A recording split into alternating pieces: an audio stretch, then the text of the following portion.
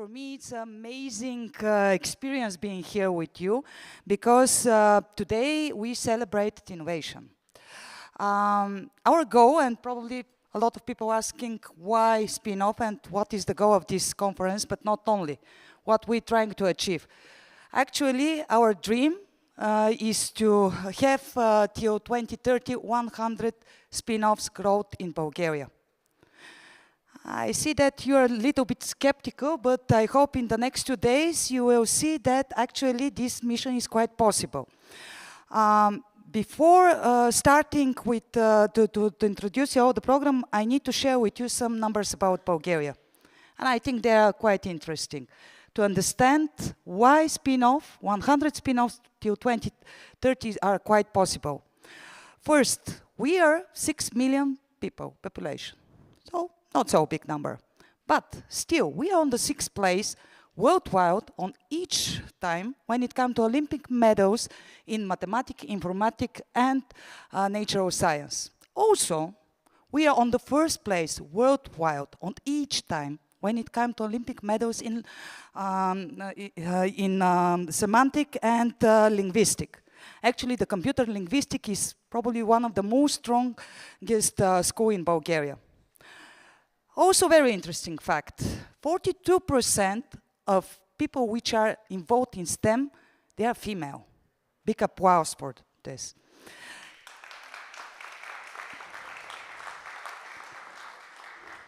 The initiative SPINOFF was created last year, inspired by new European innovation agenda.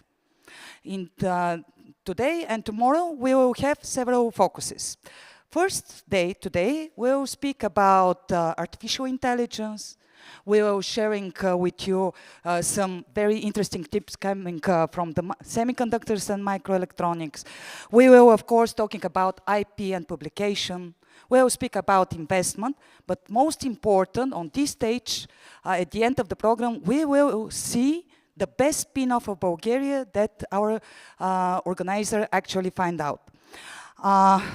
Of course, the initiative is created by Health and Life Science Cluster Bulgaria, AI Cluster Bulgaria, Venrise, iStep, and this year we are really honored to have as a partner Ministry of Education, HDEA, and European Commission. Tomorrow, actually, on this stage, in this time, you will see for the first time on Bulgarian stage our new Euro Commissioner, Iliana Ivanova. So she will share with us what is her vision about development of innovation. Okay, now there is a long list of people that I want to thank to supporting us today. Sorry for this, but for me it's a great pleasure to share with you that so big amount of organization and people actually standing behind this initiative. I want, of course, to thank Venci and Tomai TV, yeah, for the audience which are looking online this event, yeah, to know who to thank. Of course, I want to thank special to Vangavis and Kauyan Rachev because he was very crucial when it comes to all logistic with international and foreigner guests that we have in here. And trust me, the networking will be really amazing and take advantage on this. I want to give a special thanks to Desi Mitko from Zante Media, because those people are my personal heroes. For less than 24 hours, they make this print and these amazing miracle things on the stage. Of course, our host, Premium Co-working Spaces, you will see there is a lot of opportunities, networkings, different hosts that during those 2 days you can take advantage on them. So they are very strong partner of ours. I want to thank, of course, George Georgiev from BioHub Group. Actually, there is a private space here that later on George will share with you what exactly he is doing, and trust me, it's a technology transfer and working one. Okay, sorry, I told you there is a long list. Of course, the event is supported by CRIP, by Invest Sofia, by Basmeya, EIT Digital. It is great to have in here on the stage a supporting from Medical University Sofia, Medical University Plovdiv, United Drone Society, Digital National Coalition, Cluster of Microelectronics, Sofia Tech Park, Automotive Cluster, Jurist, Gate Institute, Quasar, Ford, And of course, I want to provide a very special thank for the support of the Technical University Sofia, that you will see a lot of representatives from it, but also they secure a video from this precious moment. We have very good and trusted media partners in the face of DIR-BG, ESG News BG, Българска наука, Economic BG, DevStyler BG, Leader BG, Profit BG. Of course, next to the lobby, there is a media corner where you can take some shooting, or even why not having an interesting meetup and interviews. Something that I also wanted to mention, that this event is officially included into the European Biotech Week calendar. So this is a great privilege to us to have this recognition from our partners. And with this, I think that right now it's time to invite on the stage the people that make this event quite possible. Starting, of course, with Dimitar Dimitrov, who is not expecting this, but Dimitar, join with me. Dimitar is from, he's actually the other, it was my co-working partner. We are leading Health and Life Science cluster and AI cluster and many more. Yeah, later on actually he will make a pitch deck, a very interesting spin-off, and you will see more about this. I want to invite on the stage Kao-Jan from Vangavis. And actually the person with whom we decided to start AI cluster, coming from very interesting report of the Bulgarian AI. But Kao-Jan, for me, the interesting question for you is probably, what is spin-off? Can you explain to the audience how we understanding spin-off? How we understand it? I would like to start that it takes an ecosystem to raise a spin-off. That means we need the scientists, we need the universities, we need the investors, we need the government, we need the developers, and the media, the events, everything. So this is an ecosystem effort, and we as a spin-off Bulgaria, we want also to provide the ecosystem in Bulgaria, but also to connect with other ecosystems in Europe. This is like how we understand a success should come. A spin-off by itself, I understand it as an organization which originates from another organization. So this is the most simple way. In most cases, we are talking about science-based innovation, IP-related, deep tech innovation from academia, but a spin-off is not necessary always from academia, so it can be also a corporate spin-off. We have several representatives here from different countries, which spin-off from companies. Most of the spin-offs we have are from academia and from other organizations. So we see it as a larger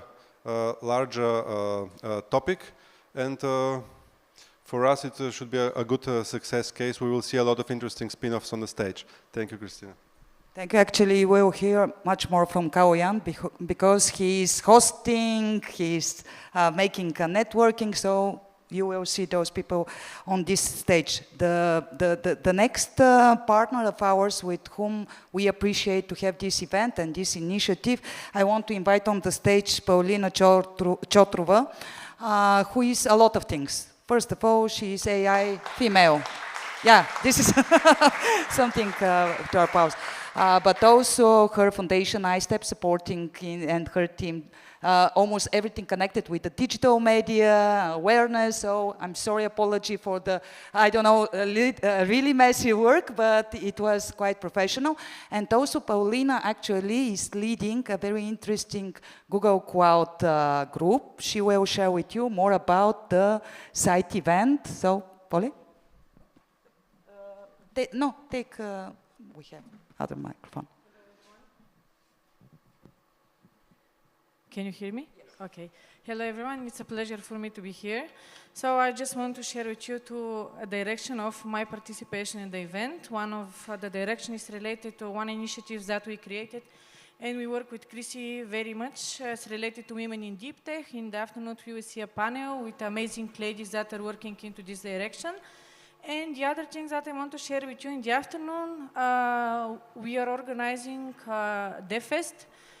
We are partnered with Google, and we are organizing a couple of different workshops with the focus artificial intelligence, machine learning, and also cloud. So I invite you to see how these technologies are implementing and how these technologies are helping to different industries to evolve and to use all the new stuff in them. Thank you, Pole. The other partner that I want to invite on the stage is Bojan Žekov, who is the major coordinator of the national point of contact next to Horizon Europe. Actually, the second day tomorrow will be all dedicated on Horizon Europe. We'll have here on stage directors from HADEA, we'll have representative from ministries, we will have Euro Commissioner, university, academia, all necessary ecosystem. But Bojan, can you please share more also about the opportunities that next to this cooperation will happen? First of all, thank you to all of you that are with us today at this event, common event between SPINOFF, organized by Christina. Thank you, Christina, for this very useful partnership between business and government, organizing such these things about SPINOFF. SPINOFF is an innovation from business, and in Horizon Europe Days, we talk mainly about innovation from academy and this kind of society. So this partnership is very important for me because since the beginning of this year, we count that just 10% of business are interested from Horizon Europe. And this is not good for Bulgaria because Horizon Europe is mostly about business program. So today we can enjoy EIT panel in the program, and also from 2 o'clock in hall number 3, the special workshop for Horizon Europe, and all tomorrow is Horizon Europe, starting from the new commissioner responsible for Horizon Europe, Bulgarian commissioner, Iliana Ivanova, and finishing with very practical recommendation from very experienced Bulgarian people working not in Horizon Europe since fifth work framework program. Welcome to all Horizon Europe activities these 2 days. There is a dedicated workshop. Yes, today, 2 o'clock. 2 o'clock today, the workshop. I mention it quickly because you give me 30 seconds. Very near to the next hall, so take advantage. We can guarantee a very interesting and useful tips. And the last partner that I want to invite here on the stage is, of course, Monica Manova from Digital National Coalition. Please, big applause.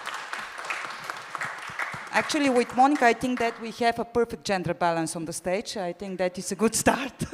It's not on purpose, but it's... No, I will give you my mic. Something that I want to, before to give a floor to Monica to represent herself and her vision for SPINOFF, I want to say that something that we share as a dream is actually to bring EIT Digital in Bulgaria. And so we having among us Mr. Tirin. Later on you will meet him, and I hope that you will support us with this dream. But Monica, yeah, it's your turn. Hi everyone. I would very much like to thank you for being here, and I promise that it's going to be a very interesting day. I'm quite excited about what we're going to be doing today because we are not only bringing to the stage EIT Digital, which is probably one of the first representations of the ecosystem which we're going to see in the country, but at the same time, I'm also bringing to the stage a couple of people that I absolutely love. Even though they're joining online, they're quite amazing. World-renowned experts in artificial intelligence and artificial intelligence ethics from IEEE, from the UK Network Morality and Knowledge in Artificial Intelligence, and from a number of universities, as well as 2 wonderful speakers on Horizon Frameworks who have won multiple projects and who are sort of flagships for the program in Europe. It is quite exciting because I want us to scale beyond our geographic region, beyond our country, beyond the Balkans. I want us to go global. And I believe that the SPINOFF initiative is the perfect place to do that. Thank you. Thank you, guys. As I promise you, you will see those people all the time. So please take your seat. Right now, of course, we're starting the official opening. I'm really happy that today this official opening will be presented by a person who is coming from our ecosystem. First of all, we see Professor George Angel, who is the Deputy Minister of Innovation and Growth. Please welcome on stage. And big applause for him, of course. We see in him a professor who having a very strong academic and entrepreneurship understanding coming from our ecosystem, and to have privilege to have him right now on the governmental level side, let's say opposite side, the dark side or light side, depends. It's really amazing for us. So Professor Angel, thank you for being with us, and yeah, the mic is yours. Thank you very much for this warm presentation and welcome. In fact, we are not from opposite sides. The idea is that we are working together, so I prefer to see what are the opportunities to strengthen our ecosystem and to, how to say, to have better achievements. As you know, in fact, we attended this conference last year again, so this is quite of interest of all of us. And now, in the capacity of our Ministry of Innovation and Growth, I can reassure you that one of our priorities is to strengthen all entrepreneurial ecosystem, especially with focus of innovations that are driven by R&D and partnership with the industry, with the insight to commercialization. In fact, these words are well known, and now in our ministry we have not only the vision but also the instruments. We have funding, national, of course, and European, and especially if we are about to talk about tech transfer, it is expected that next year will be launched a fund for technology transfer. And also a technology transfer office will be hopefully finally set up. Also, we have a couple of initiatives that are supporting the innovation enterprises within the local funds for competition. We are about to launch calls for implementation of innovations and development of innovations with huge budgets. The implementation innovation budget is around 293 million leva for the entire period, and for development is 127. We also have currently, in fact, we have an open program for green economy, which is kind of on the edge, it's topical around Europe and the globe. This green economy is focused, as the name suggests, for reducing the footprint of wastes, and it is with the budget around 190 million leva. It is opened until 3rd of October. Also within our ministry we have initiatives that are backed up with funding about development of industrial zones, and also supporting the sustainability of already developed centers of excellence and of competence. You know that within the previous period it was launched a 6 years project for developing centers of excellence competence. Now we have funds for ensuring their sustainability. So overall the idea is to strengthen Europe within all the aspects. In fact, in Bulgaria we have adopted last year a new smart specialization program that, how to say, is updated to the reality from the current point of view, and we have again priorities in computer science, information technologies, in microelectronics and mechatronics, creative, recreative technologies, biotechnologies, healthcare, and so on. So all these priorities are backed up by funding. We already achieved a lot of infrastructure and human resource capital. So with our partners within Europe, we would like to strengthen our position, and we will support this and do our best. Thank you very much. So excited news. If you want, please take your seat, because you will be also part of the panel discussion. Because, yeah, we heard already the political part, but we are passionate also to understand more from your expert point of view that I mentioned is for us most priceless. Everybody knows that right now the European Parliament working on different regulation, AI Act, Chip Act, NIS2, Cyber Resilience, Data Space, Data Health Act, but in order to understand and to be more prepared and of course to make this very great connection between semiconductors, between artificial intelligence, health as Professor Angiov mentioned, I want to invite on the stage Associated Professor Dmitry Nikov. Big applause for him. He will be a moderator of this panel because I think that he's much more capable than me in this matter, but also, of course, something very special for him. He's right now the chair of a cluster for microelectronics. He's associated professor next to Technical University in Sofia, and from my point of view, member of AI Cluster Bulgaria. So, Dimitar, the floor is yours. Hello. Hello, everybody. Thank you, Christina. Thank you for all the organizers for the great work and the great event. I would like to say that the panel, I think it will be helpful for everybody for navigating the landscape of different acts.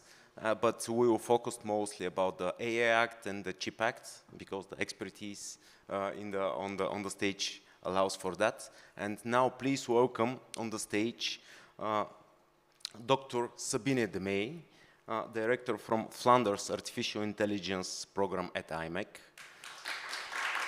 Please, big applause for her. Sabine. And then, next, let us applaud Miss Jeanette Gorzawa. Thank you.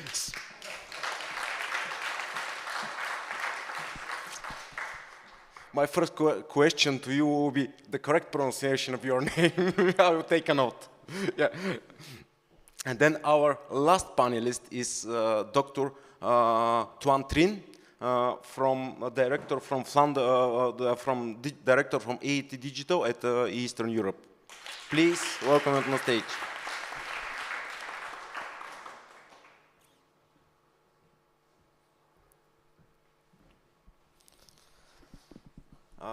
Let us begin. My first question will be to Professor Angiov. And Professor Angiov, we are colleagues and friends for many years. May I call you George? He's Deputy Minister of Innovation and Growth, as you already know. Thank you for your beautiful opening. But I would like you maybe to be more concrete about the priorities of Bulgaria for innovation. Could you outline some specific priorities? What will be the innovation future in Bulgaria? What do you think from your political expertise? Is it switched on? Okay. So yeah, thank you. You are now giving me the chance to go in a bit more specific topics. Everything from general point of view is well known, set and proven, so the idea is how to adapt it and realize it here in our local ecosystem, but local referring not only to Bulgaria but to the region as part of Europe, because if we are about to focus on chips and AI, we see that the outlook suggests that for the next decades this will be leading. And what we can, contribute to the picture is that especially for Bulgaria, because we know that our Bulgarian, let's say, economy and human resource capital and everything is relatively smaller compared to the leaders in Europe. We could make use of combining the initiatives at EU level, referring namely to the CHIPS Act and to the AI Act, in order to achieve larger scale, not only of investment, but the capacity. So it is very welcome and useful that you have invited all these colleagues here. It will be interesting to see how we can fine-tune the resources in order to achieve this. This is kind of overall picture. particularly all these, how to say, good wishes could be achieved starting from what we have already done in Bulgaria. I mentioned that in the previous 6 years it was very, how to say, interesting and dynamic, and in result we have developed centers of excellence and competence in respective priority level areas.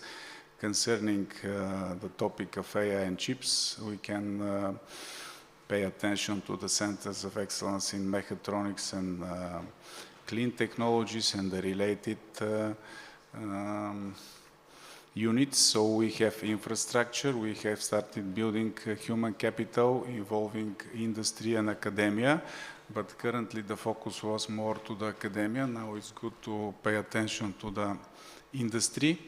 So it will be interesting to see how we can combine, again, I'm referring to this, the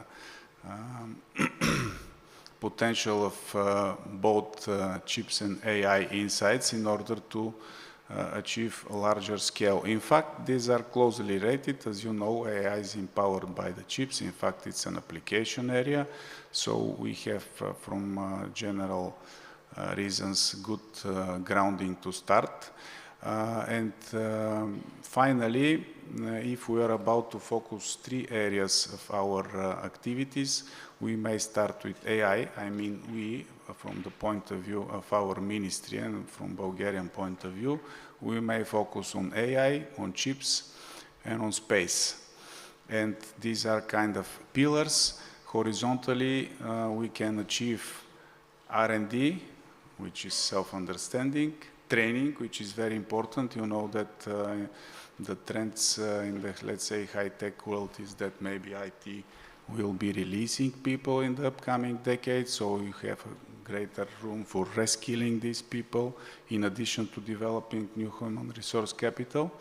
And the third horizontal axis is related to industrial partnership. So having said that, I think we can proceed with the insights of our colleagues. Thank you. Yeah, thank you for your great question, your answer. I just would like for one more quick follow-up on that question. You outlined 3 major priorities, and these are artificial intelligence, microelectronics, and space.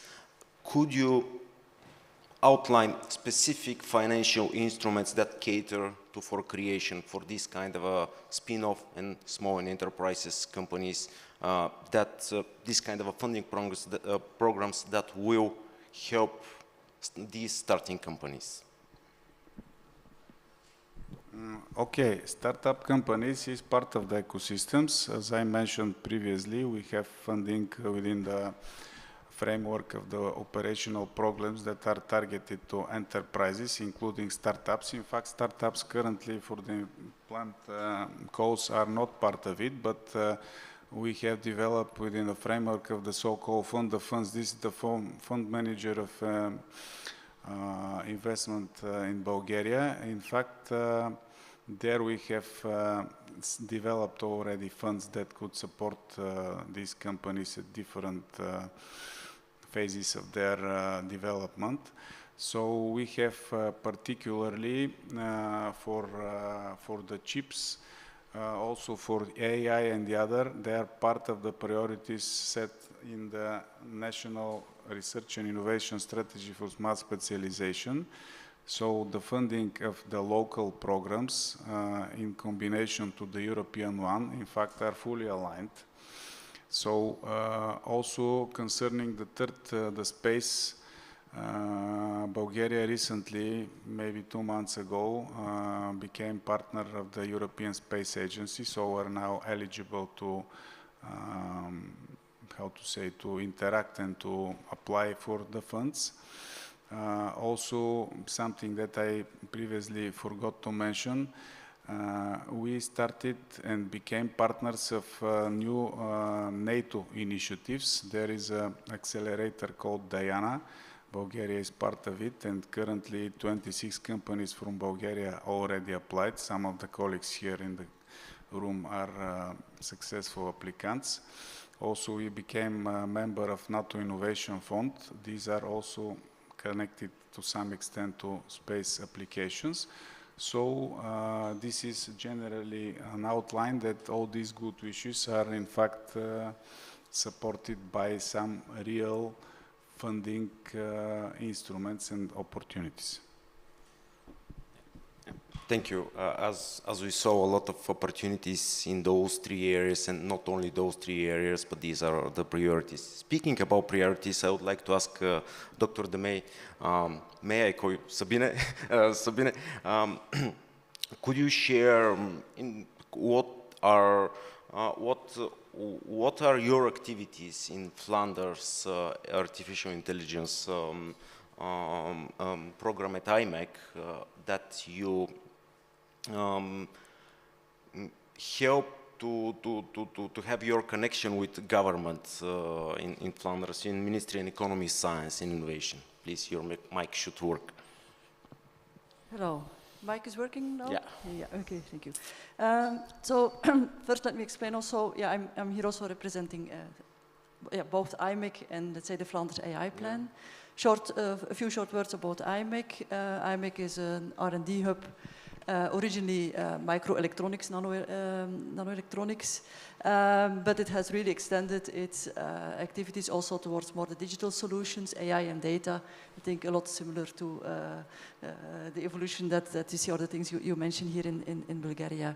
A few numbers on IMEC. We have a 12,000 square meter infrastructure for chips, about, I think more than 6,000 employees, 150 plus nationalities, really involved worldwide in the microelectronics and AI. But your question was also specifically on AI in Flanders. Let me elaborate on that. Well, first of all, let me situate Flanders. So Flanders is one of the regions in Belgium. And in Belgium, the authorities related to science and innovations are given to the regions. So on federal level, there is not a Ministry of Innovation and Science. It's really on the regional levels. Just a few numbers interesting to hear. Flanders has about 6.7 million citizens, so quite similar as size. And in 2019, in fact, it was an initiative that came from the ecosystem, that it would be good to give an impulse to the AI activities in Flanders. And so the partners in the ecosystem were looking then to the government for support. And the government was really very supportive in this. So since 2019, we have the Flanders AI plan. Let me shortly describe the activities in it. It has, let's say, 3 pillars. One is the Flanders AI research program. That's the one I'm directing. So it's, I can elaborate later on if you have time, but in short, we combine all the 5 Flemish universities and the strategic research centers in a combined research roadmap on AI. That's because it's important that we invest in knowledge, but also in AI talents. We have about 100 PhD students, which we educate in the program. But second pillar is about implementation. It's the support that we give to companies in different stages of maturity. We have the early innovators and the early adapters and the innovators, which we stimulate also with R&D funding. But we also have the starters, for which we have Start AI initiatives. But so initiatives to promote the successful adoption of AI at companies. And the third pillar is what we call the supporting activities. We have a Flanders AI Academy for education, for PhD students, but also for professionals, because lifelong learning is really important in the area of AI. We also have a knowledge center, Data and Society, it's called, is looking into the ethical and legal aspects of AI, also a very important aspect. And we have also citizen projects, citizen participation and citizen dissemination projects. That's a quick overview of the Flanders AI plan. Okay, thank you for that description. And you outlined collaboration, implementation, and support. These are 3 main pillars that you described. could you elaborate more a little bit about the collaboration part, and what are the best practices that you find useful for collaboration from your organization and the government and the companies? Yeah. Well, when I was explaining the plan, I already mentioned that it was an initiative that came from the ecosystem, but the government was very supportive in it. They picked up the idea and they support it. And I think this is one of the things that we continuously do. We involve also the government in an early stage. We think along in our thinking process, as soon as we have initial ideas, we start talking to the government about this, and they are really also very long. And yeah, that's something that we experience is very helpful. We also have really involved what is called the full quadruple helix. We have involved the knowledge centers and universities. We involve the companies. We involve the technology federations that represent the companies. We involve the government. We involve the citizens. That's an aspect. Going along on that, on the ecosystem, we implement also our program as what we call a one program.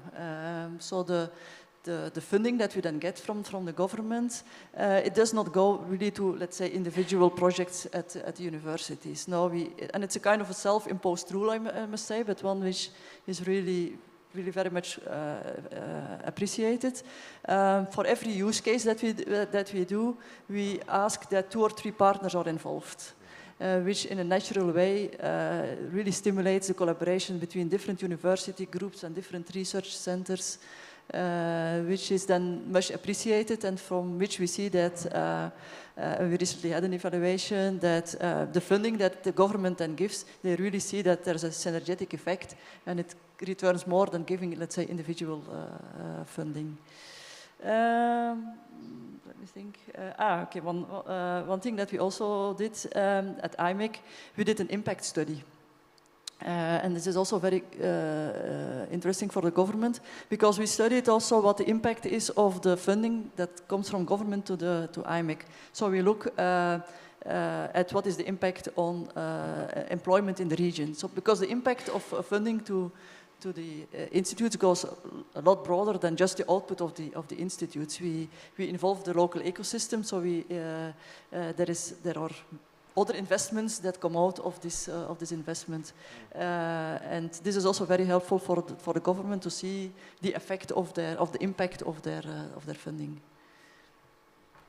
Yeah, thank you for your description. That impact study actually really got me excited. That's really interesting. But I would like to ask Ms. Jeanette Gorzawa a couple of questions, and one of these will be: do you have any such?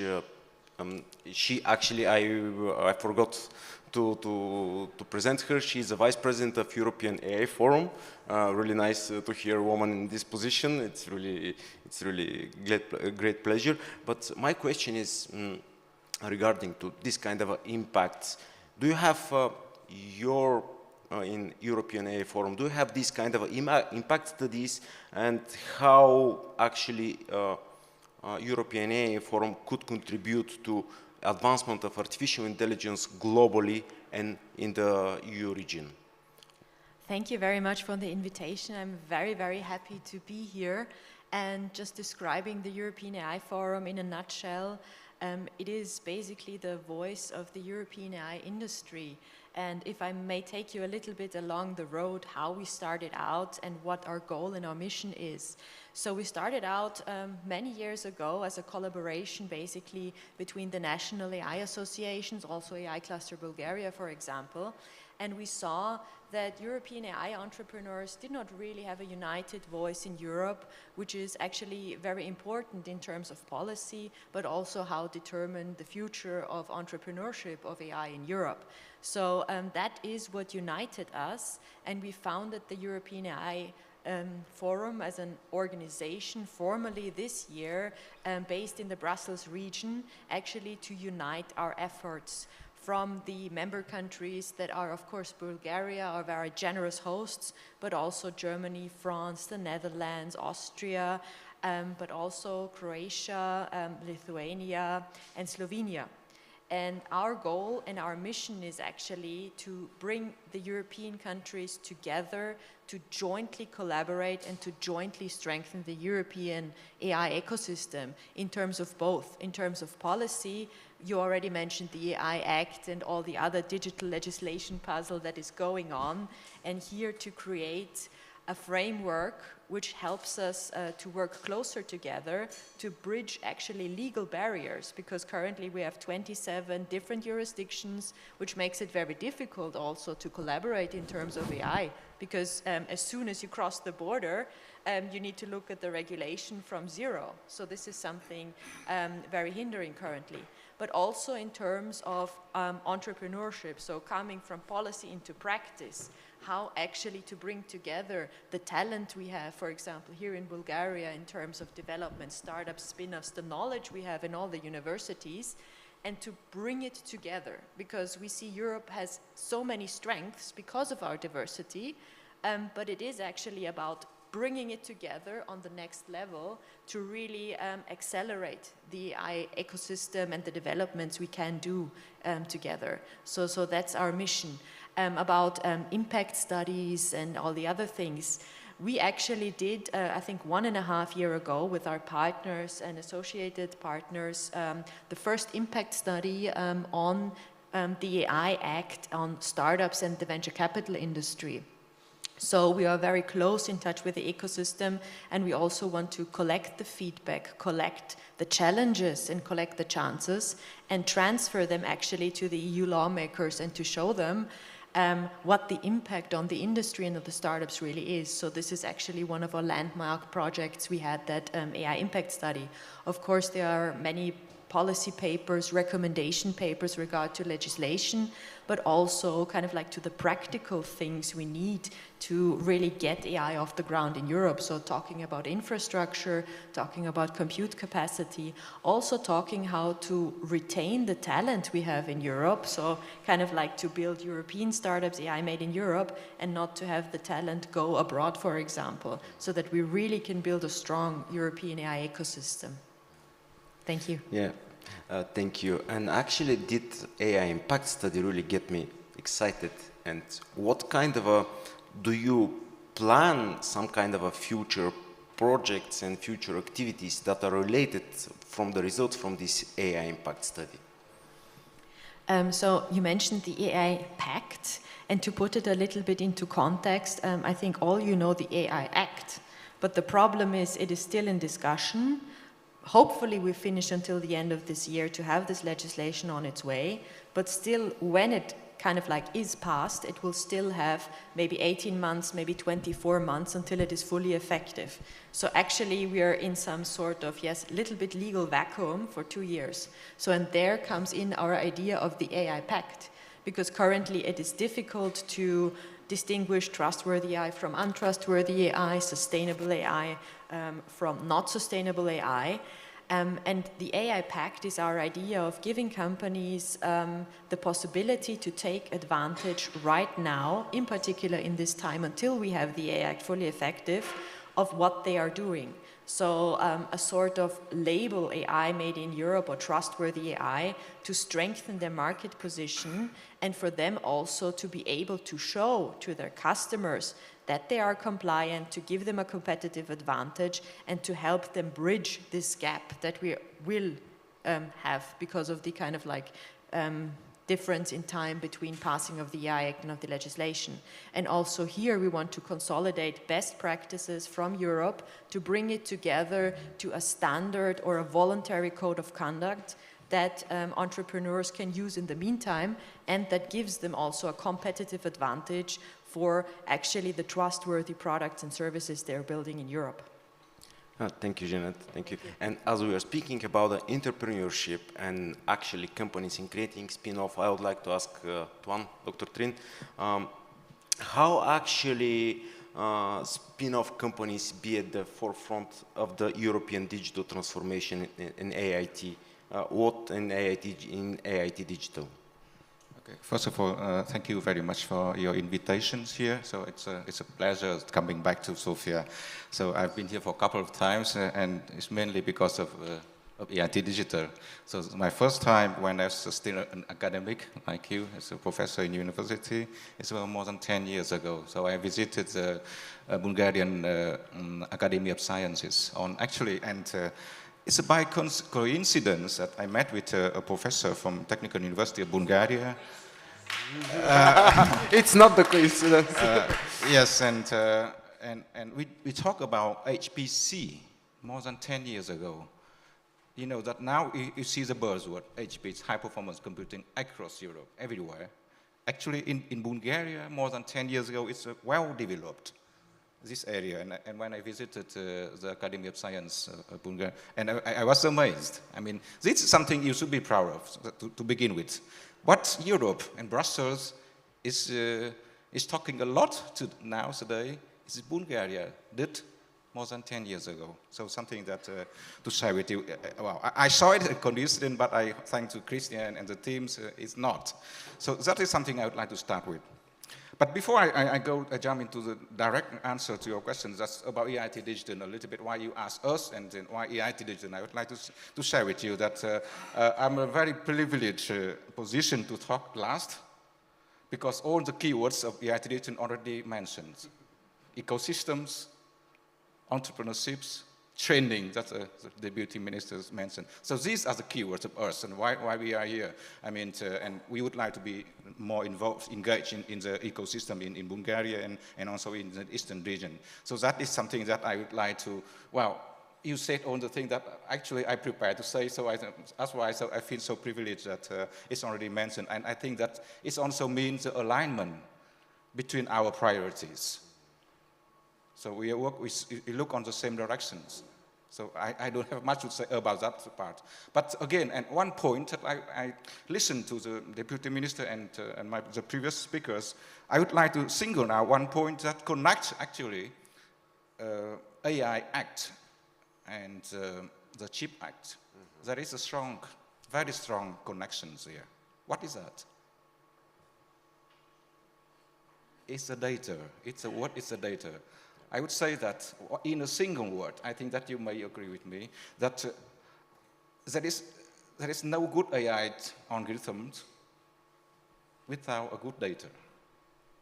Well, you cannot produce a better AI with a bad data. I mean, that is something. And what is connected? Because the computing, you need to train. You need to train. And still very vivid in my mind is a picture of NVIDIA. And you see that NVIDIA is standing in a booth selling the chips and the graphical cards, right? And on the line stand Apple, Microsoft, IBM, and all the big companies. You know, as long as you work with AI, you need a tools to operate on that. Indeed. And that is something that, right, it's the hardware to train the huge data that you have. Now we don't talk about thousands. You don't have 100,000. You have multi-billion and billions of billions of data sets. That is a huge size that we have right now. And that is something connects the two things together. So not for me, by coincidence that we select AI and chips, not only because of the competence of the speakers, and we see very strong competence here in the speaker in micro and chips, microelectronics, and in AI, but also because the connection between the two. And now I turn back to my answer to your questions. And at EIT Digital, basically, I would say that to start with, I mean about, I mean the alignment and the priority that we share. That is a very important part of our strategy is we call digital sovereignty. And both of them support that. I mean, the Data Act and the AI Act and the Chip Act also support the European digital sovereignty, which is a whole organization. And in particular, in Digital East, we focus on the area. And I see that all of the companies, the regions, the authority, all look forward to that direction. So, I mean, the digital sovereignty. And that AI and chips are key to that. And they work together through the data that I mentioned to you, the shared data. And actually, we could potentially mention also the Data Act and also the Cybersecurity Act that I would like to share. Because why? Because if you have an expert in AI Act here, and why? Because we have when we have categories for the risk, and one of the high risk category, we definitely need cybersecurity guarantee for those, because a breach of security in those high risk category would be catastrophe for economy and for the whole European ecosystem. And that is something I would like to say, because we see that in the program, we see the cyber security. And I would like to connect those together, the data, the AI, the chips, and cyber security, why they are together and why they support, and not a single point should be missed. That is first thing. And actually, so coming back to your question, original question, now I can answer because I can put it in a context that I would like to share. And at EIT Digital, and particularly in this region, we see increasing interest in AI application. For example, AI application in healthcare. And we support Bulgarian companies for the accelerator programs, working on the application of AI to healthcare system. So that is something that not only we talk about that, we work about that. And that is something we call spin-off and speed up. We have a speed master program, for example, to help the company to accelerate the innovations. But we also one thing that I would like to state here, and I like very much when the deputy minister mentioned about trainings. I think that it's also very, very much aligned with our priorities and our way of thinking, in the sense that we think there is no innovation without education. So we need to have talents, and we need to keep them here. I think that is something very important, right? The brain drain. And that's why we think that the EIT Digital presence here could be potentially a good, I would say, initiative to grow the innovation ecosystem homegrown and keep them here, to build their ecosystem. And with us, to have the access to Europe. I mean, and my responsibility is those countries in the Eastern Europe. And then that is why I'm so passionate to work with you on this area and in this region. And so basically, that is something I'd like to share with you. Last but not least, because the spin-off, I just checked the Oxford dictionary this morning. What does it mean exactly by Oxford? And there is one word that I cannot see it in every discussion, is that it said that it's unexpected. We all talk about the outcome, but in Oxford it said that an unexpected outcome, and that's something we would like to look as well, is that something that we need to improvise, something that work hard and expect unexpected thing, good thing will come out. So that is something that we look for. That is first innovation. Thank you. Actually, you already preempted my next question. My next question was related to what are your view of the current trends and technologies that are actual. And actually, you really beautifully described the connection between, because I see the same. There are really strong correlation and connection and cohesion between the European AI Act, CHIPS Act, NIS2, Delta Hate Act. Really, they should be aligned on so many different levels, because new technologies actually grew up from this connection.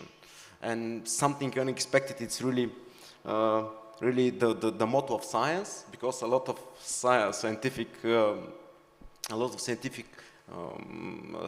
discoveries were unexpected. And in this way, I would like to go to Professor Angiov, to George. Could you describe what is actually CHIP Act and how Bulgaria could be involved in the CHIP Act? Thank you. The CHIP Act is already widely discussed in the recent, maybe around 2 years. Currently, you know, it was officially adopted, and it, in fact, addresses 3 areas. One is the design platform, the other are the pilot lines, and the third are the chip manufacturing. We, at the Bulgarian landscape, our ecosystem is quite aligned to the design platform.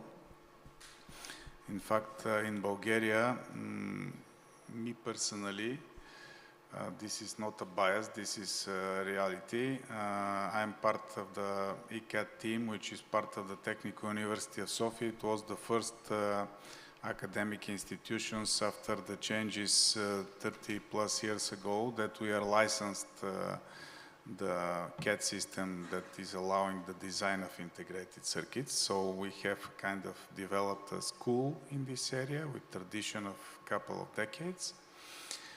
Next, concerning the pilot lines, here the R&D comes into place, closely related to the industry. In fact, IMEC is the world, maybe world most prominent example of how we can collaborate between the industry and the academia, and this could earn both R&D insights as well as incomes, industrial real incomes.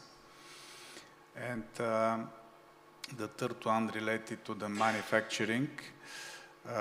In fact, it is most probably that the funding will go into countries in West Europe, which is again reasonable, but in fact in the beginning of the year there was a small amendment or input to the CHIPS Act that allowed so-called first-of-a-kind facilities.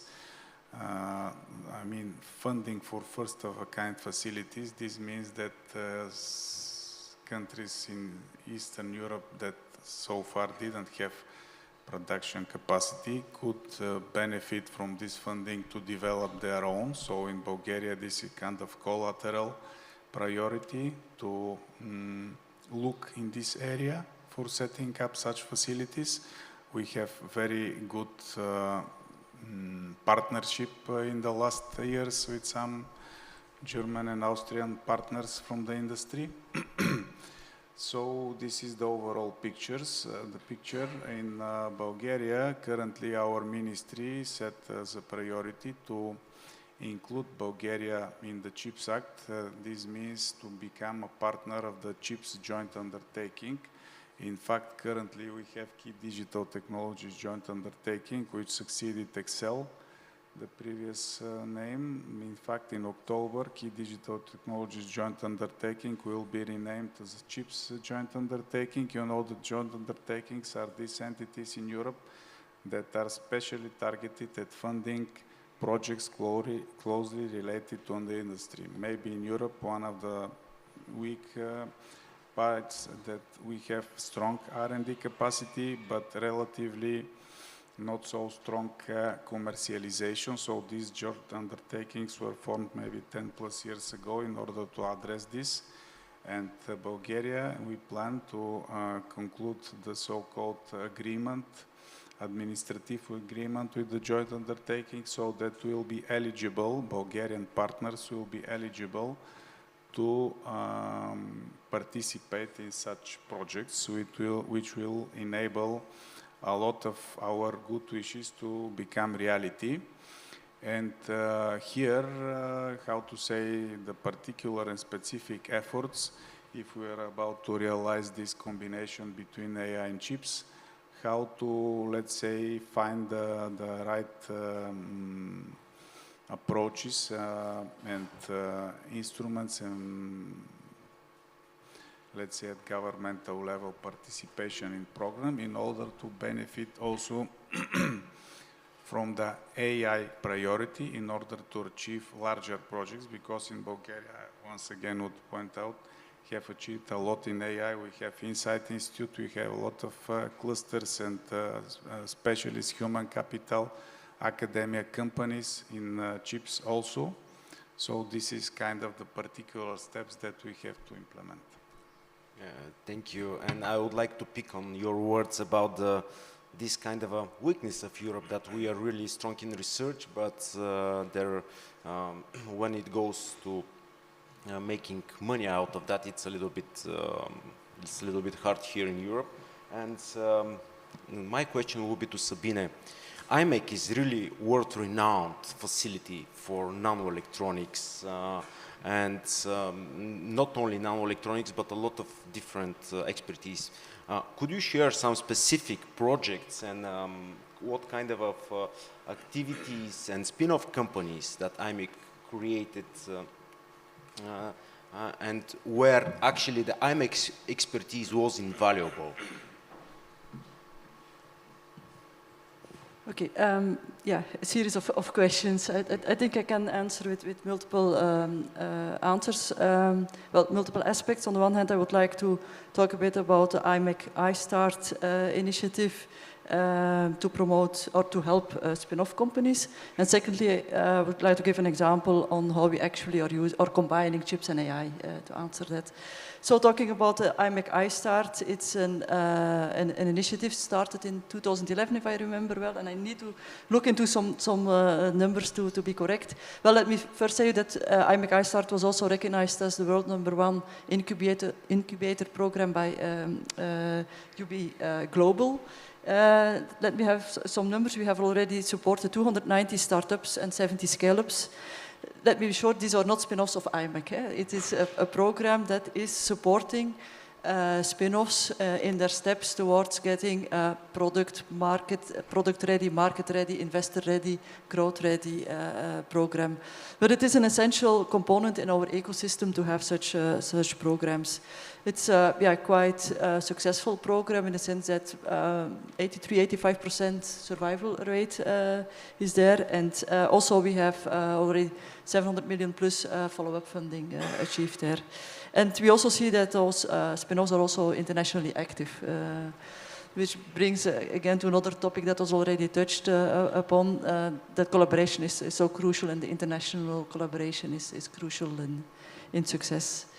But let me say that not only IMEC is successful in this. For instance, KU Leuven just looked up the numbers also of last year. They already have 140 plus spin-offs, these are really spin-off companies from the universities. So also the universities in Flanders are very well known for supporting their tech transfer and their spin-off companies.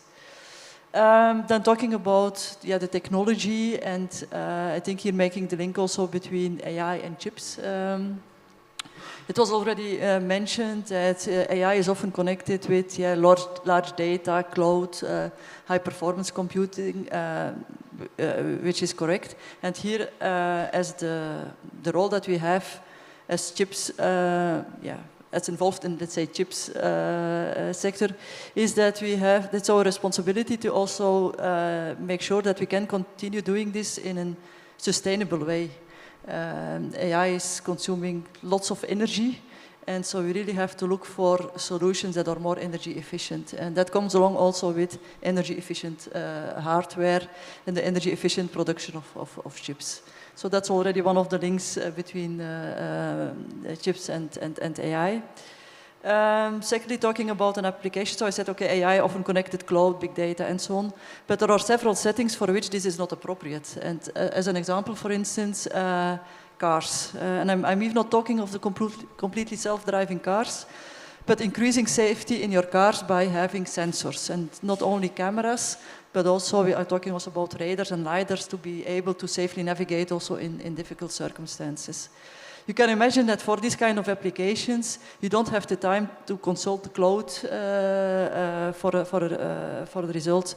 So there are also in need of AI that is, let's say, runs on sensors. And therefore also we need the energy efficient chips that are 1,000 or 1 million times more energy efficient and even performant also than the current chips.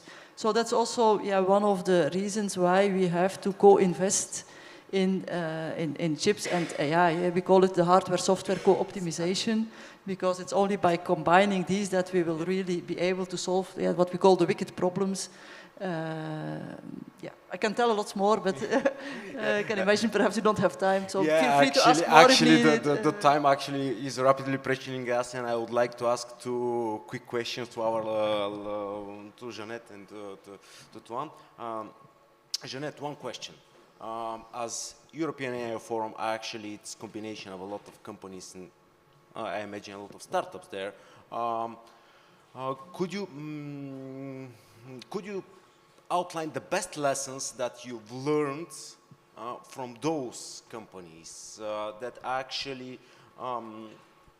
that can get actually be created in such some kind of a EU regulatory framework? Yes, so looking at the many startups we're talking about and collaborating with in Europe, one lesson is actually that most of them currently just try to do their best, so they go just from doing. Because we have so much good research in universities, for example, touching on the spin-off topic, right? We have excellent universities across Europe, of course also in Bulgaria. Christina mentioned the statistics, they are very impressive, all the knowledge we have. But we are actually not so good in commercializing that knowledge. So bringing it really out from the universities, creating products and services. And what we're seeing currently is actually the courage just to jump into that project and just to try and create and really do it, to get it into the market. So actually courage to realize the ideas. And this is something that we see with many young founders that just jump into the cold water. This is the first lesson. The second lesson is, of course, I think all of the startups and everyone in the industry is aware of the regulation and the frameworks that are moving currently. But it is what it is. It is still a moving target. So the second lesson or the second best practice we see is that they try to build on what is already here. And this ties again to the idea of the AI Pact, right?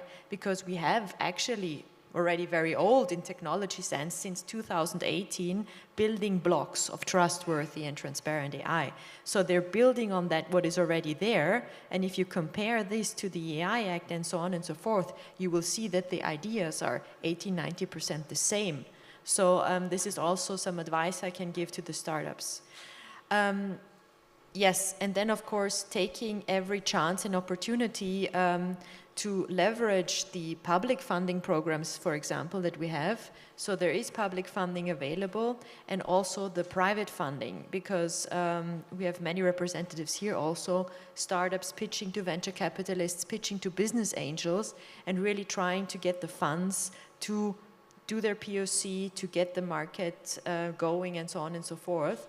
And here just, yes, taking every opportunity you see in the market. So those are the three things we see, and also the three recommendations I can give to every researcher, startup founder, someone thinking to go into the AI market, maybe to go with Nike and just do it, but also to build on what is already here and what can guide you.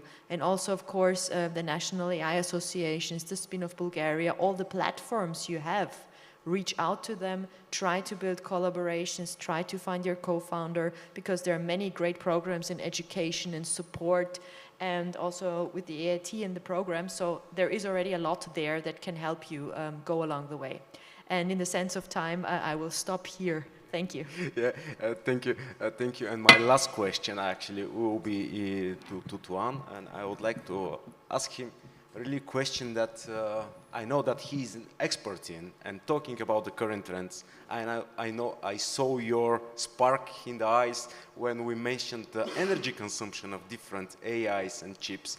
And could you tell about a little bit more about the situation, connection between the Green Deal, AI, and how actually those things connecting the dots together?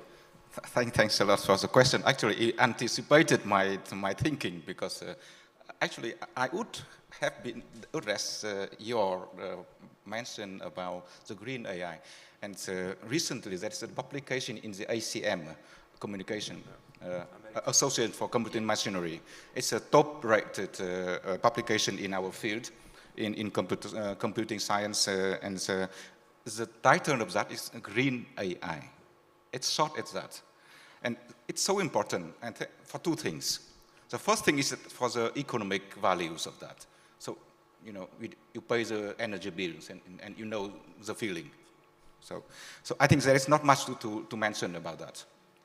But there is a higher level and bigger picture in the green thing. I think it's a European identity. I think that sustainability, it's something that's unique approach of Europe. And I think that Europe can build around this identity to position itself in the world. And I think that I try to be short, and I think that's the extent of all I want to say about the green thing. Yeah, okay, that was really a really fascinating answer. I really think that this will be a big topic about the green AI, and it becoming more and more important.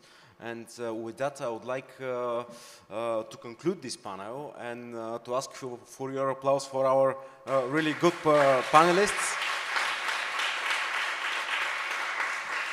And to invite Monica on stage.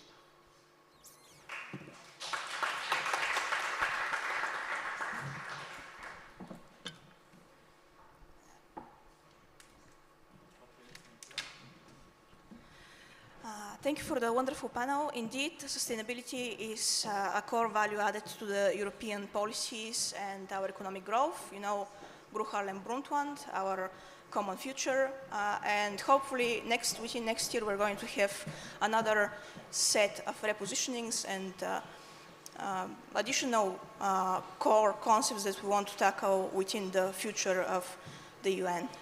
So it is now my absolute honor and a huge pleasure to welcome on the stage the CEO of EIT Digital, one of the largest innovation networks in Europe and the most well received.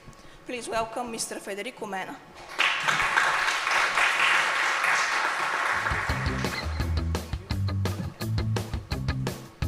Good morning, everybody. Thank you for the warm welcome. Thank you for the invitation. I'm really glad to be here. I was supposed to be here also in May for another conference, and my flight got cancelled, and I couldn't make it that time. This time my flight back has been cancelled, so it's funny enough, I will stay longer than expected. A lot has been said before in the panel, and also Tuan already explained what we do. So what I will now go through a bit the trends that are happening in the tech world and how Europe is positioned to address those. And then I will connect this to what EIT Digital is doing. So let me try.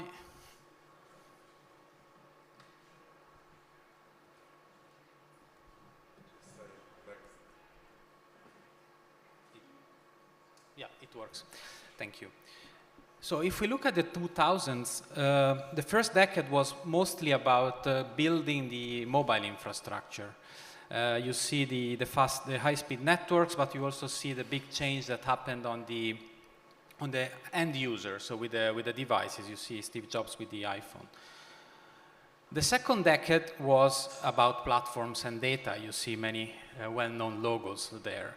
Now we are in the third decade, and the third decade is about getting digital and technology smaller and smaller and getting pervasive, getting everywhere. Everything we do, it is not only the geographic spread, it's really in whatever we do, technology is present. Our cars are becoming like computers, just to give an idea.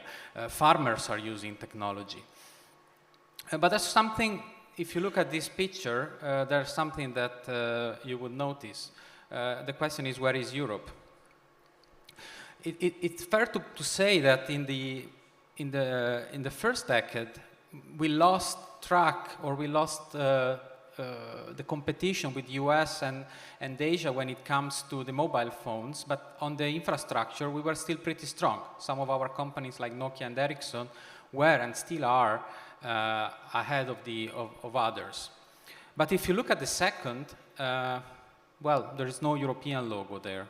Yeah, maybe we could have a Spotify logo, maybe, or SAP, but I mean, it's 2 out of many more. This is just a sample. So what do we need to do to avoid that now that we are in the third decade and we are addressing something that is going to be even bigger? What can we have? What can we implement in Europe to avoid that once again we lose against the rest of the world? Because it was also said before, Europe has a lot of assets. And what are these assets? Well, it's obvious that everybody would say regulation, and somebody may say this in a sarcastic way, but it's not. It's not. Europe demonstrated to have foresight, and when things were planned in the proper way, the rest of the world followed us. You see with GDPR, for example. Now it's obvious that GDPR is there, but it was not, and we were the first ones. And now we have the Data Act, for example. We have the Data Governance Act. All these acts, and were discussed also before, they regulate the way data is shared between individuals and businesses, and these are extremely important. Of course, the AI Act, it's obvious to be mentioned, but sometimes Europe also reacts with fear to the technology advancement. It doesn't have foresight, as I said. This is the example that happened in Italy when ChatGPT became known to most of the citizens. Then they decided to stop it because they didn't know what to do. Oh, this thing, okay, let's stop it. Yeah, that's not the way you can use to address technology. You need to have foresight, like with the other acts, and not to react out of fear. This is not the way to handle. So if we think in this way about regulation, Europe has really something to say. And given the impact that technology is going to have on our lives and on the businesses, having regulation is needed. So Europe can really lead. What else do we have? We have talents. You see these two charts. On the one side, you see the talent produced by the rest of the world, and including Europe, and you see that we are more or less on par with the US, for example. But then what happens, if you look on the other chart, that 59% of the talents go to the US. So, and that's not good. I mean, it's okay that some of them are going, but then we should at least be able to keep the good talents we have and to attract others. And there we fail, and it's a pity. But it's a very good sign that we have the talents and the capability to build talents in Europe. What about entrepreneurs and startups? European deep tech startups, if you see there are a few numbers there, they are increasingly interesting for investors across the globe. And you see that even from US and Asia, they are almost 50% of the share of the funding comes from those two continents. So entrepreneurs and talents are also two big assets.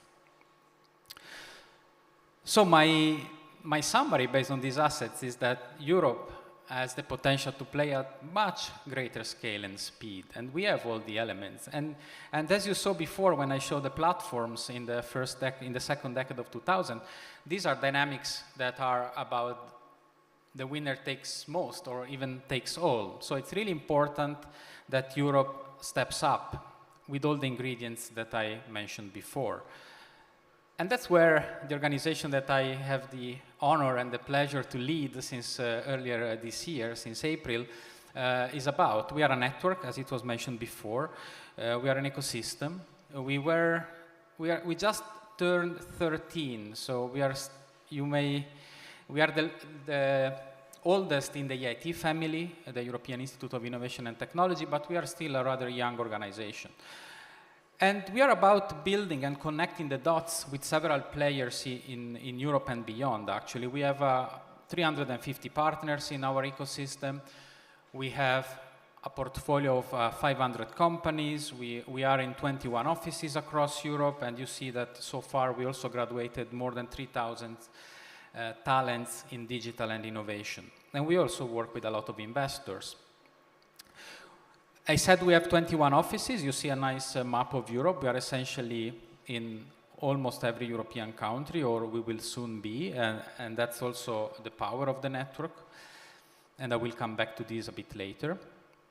And on top of this ecosystem that I just described, as Tuan was saying, there is no innovation without education. So we run education programs, and these education programs are having two objectives. One objective is to nurture the European talents in digital, to allow them to become the future leaders of companies or the future entrepreneurs that will hopefully build those companies that will have the power to compete against other parts of the world.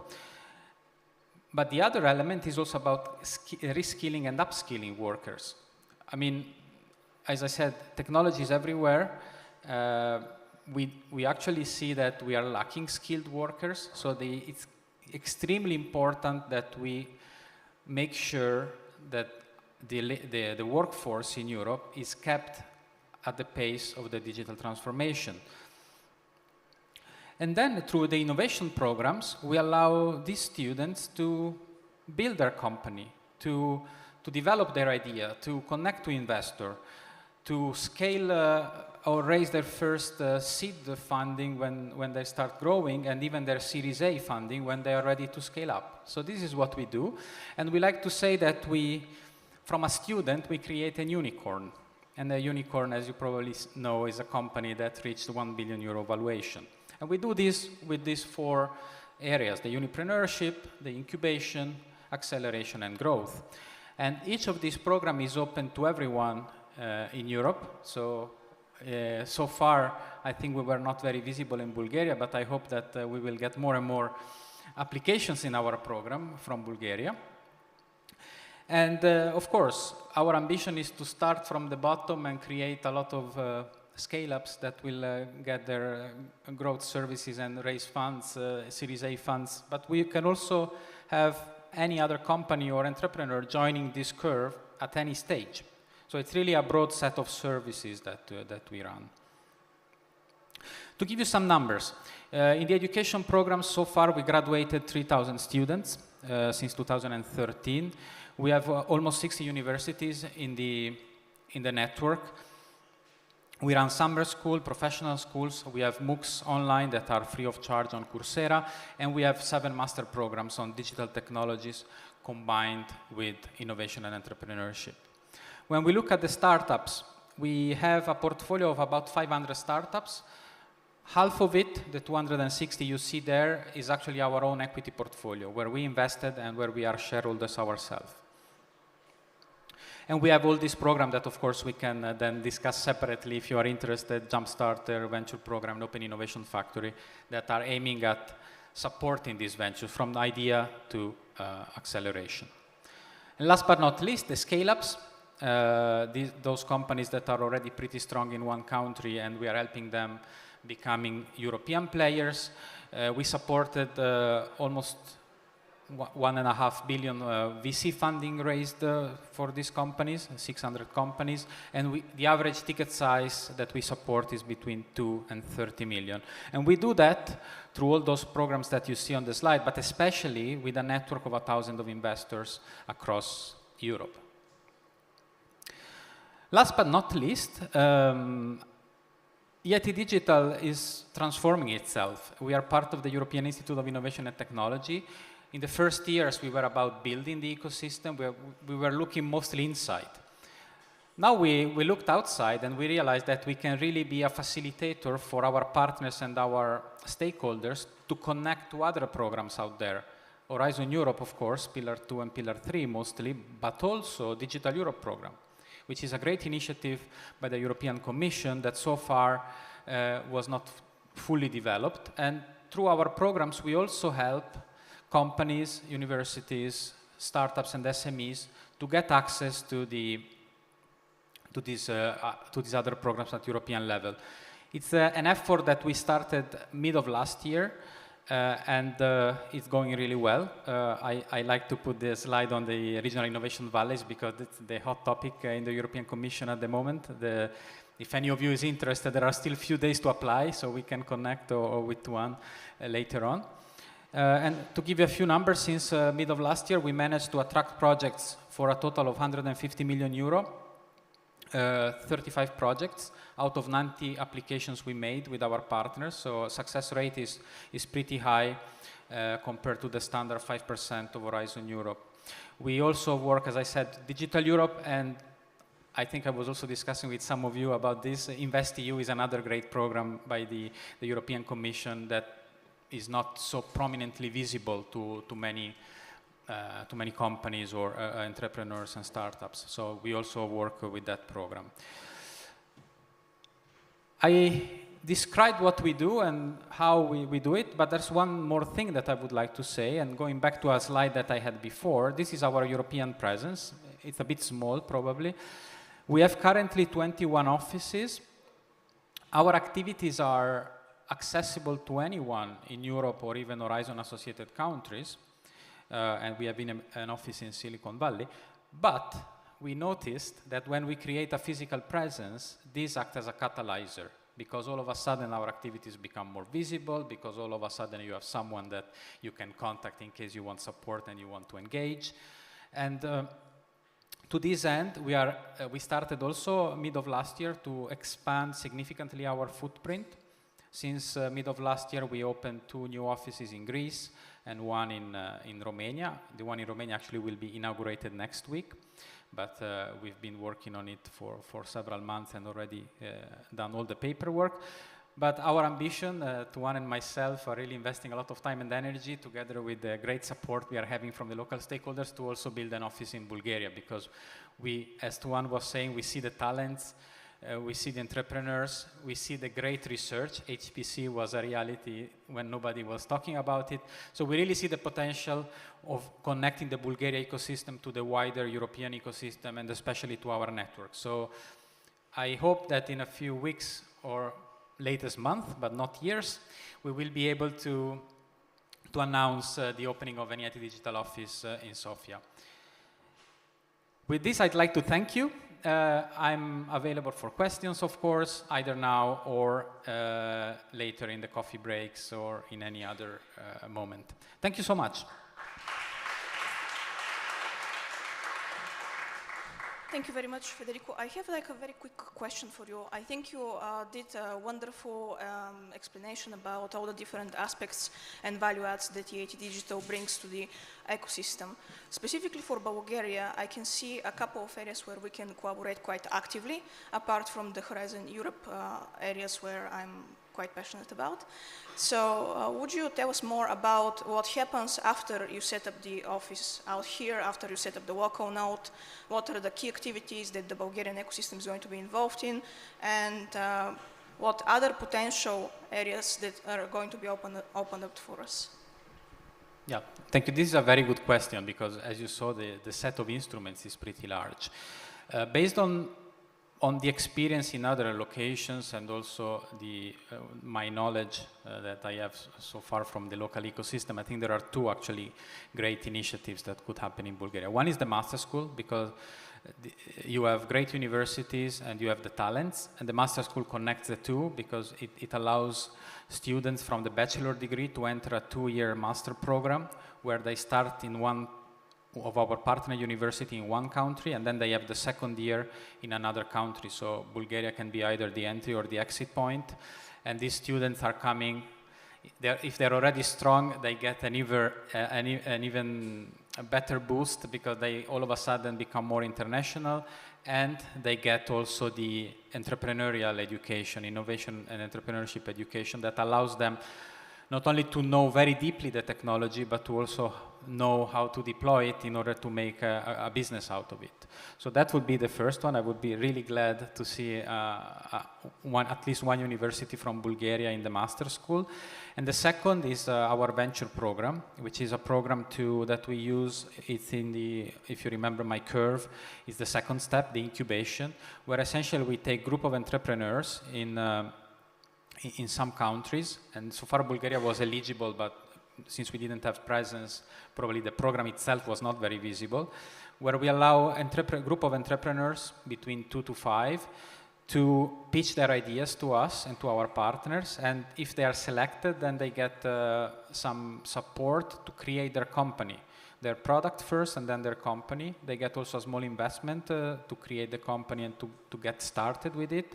And also they get connected to investors. And that's quite an interesting program because every year through that program, which runs mostly in Southern and Eastern Europe, we are able to create between 40 to 50 companies, and some of them are really doing well. So I would be happy to see many more applicants from Bulgaria as of next year. And the new edition will start most likely in February, so the time frame is also very good. And of course, we listen and we like the bottom-up approach, so if there are other ideas on how we could help, we are always happy to listen. Thank you. Thank you so much. Yeah. I'm extremely happy that we are partners now. I'm hoping that we're going to be able to open the office very soon and we can cooperate more. Thank you so much. Federico is here for the rest of the day. You can reach out to him and ask him all the questions that you have about EIT Digital and about all the other topics. And also Tuan is here, who is an amazing expert, so you can ask him maybe not the same questions, but relevant to the Eastern Europe ecosystem. So, yeah, I am going to remain on stage because I need to introduce the next keynote. Very interesting story. The next keynote is an amazing woman in business and technology. Christina is the leader of the Lithuanian European Digital Innovations Hub for Agri-Food, and she's also Manager of the Year for 2020 Cluster Manager of the Year for 2022. I met Christina last year in Lisbon during the SAC conference, and I was impressed by the level of knowledge, expertise, and understanding of what is necessary to make an ecosystem successful. So I'm very pleased to introduce to you via Zoom my friend Christina.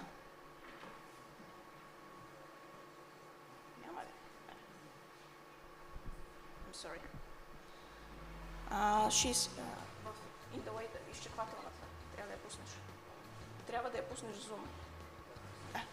I'm sorry, we have a bit of a technical, yeah, normal.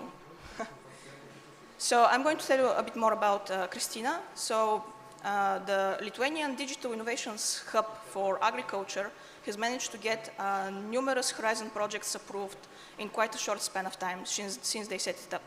It is a factory for the production of success stories in agriculture and agri-tech. And they also have managed to scale quite beyond their local ecosystem, which is an ambition that I have for our ecosystem to also be able to scale to the same levels and with the same speed.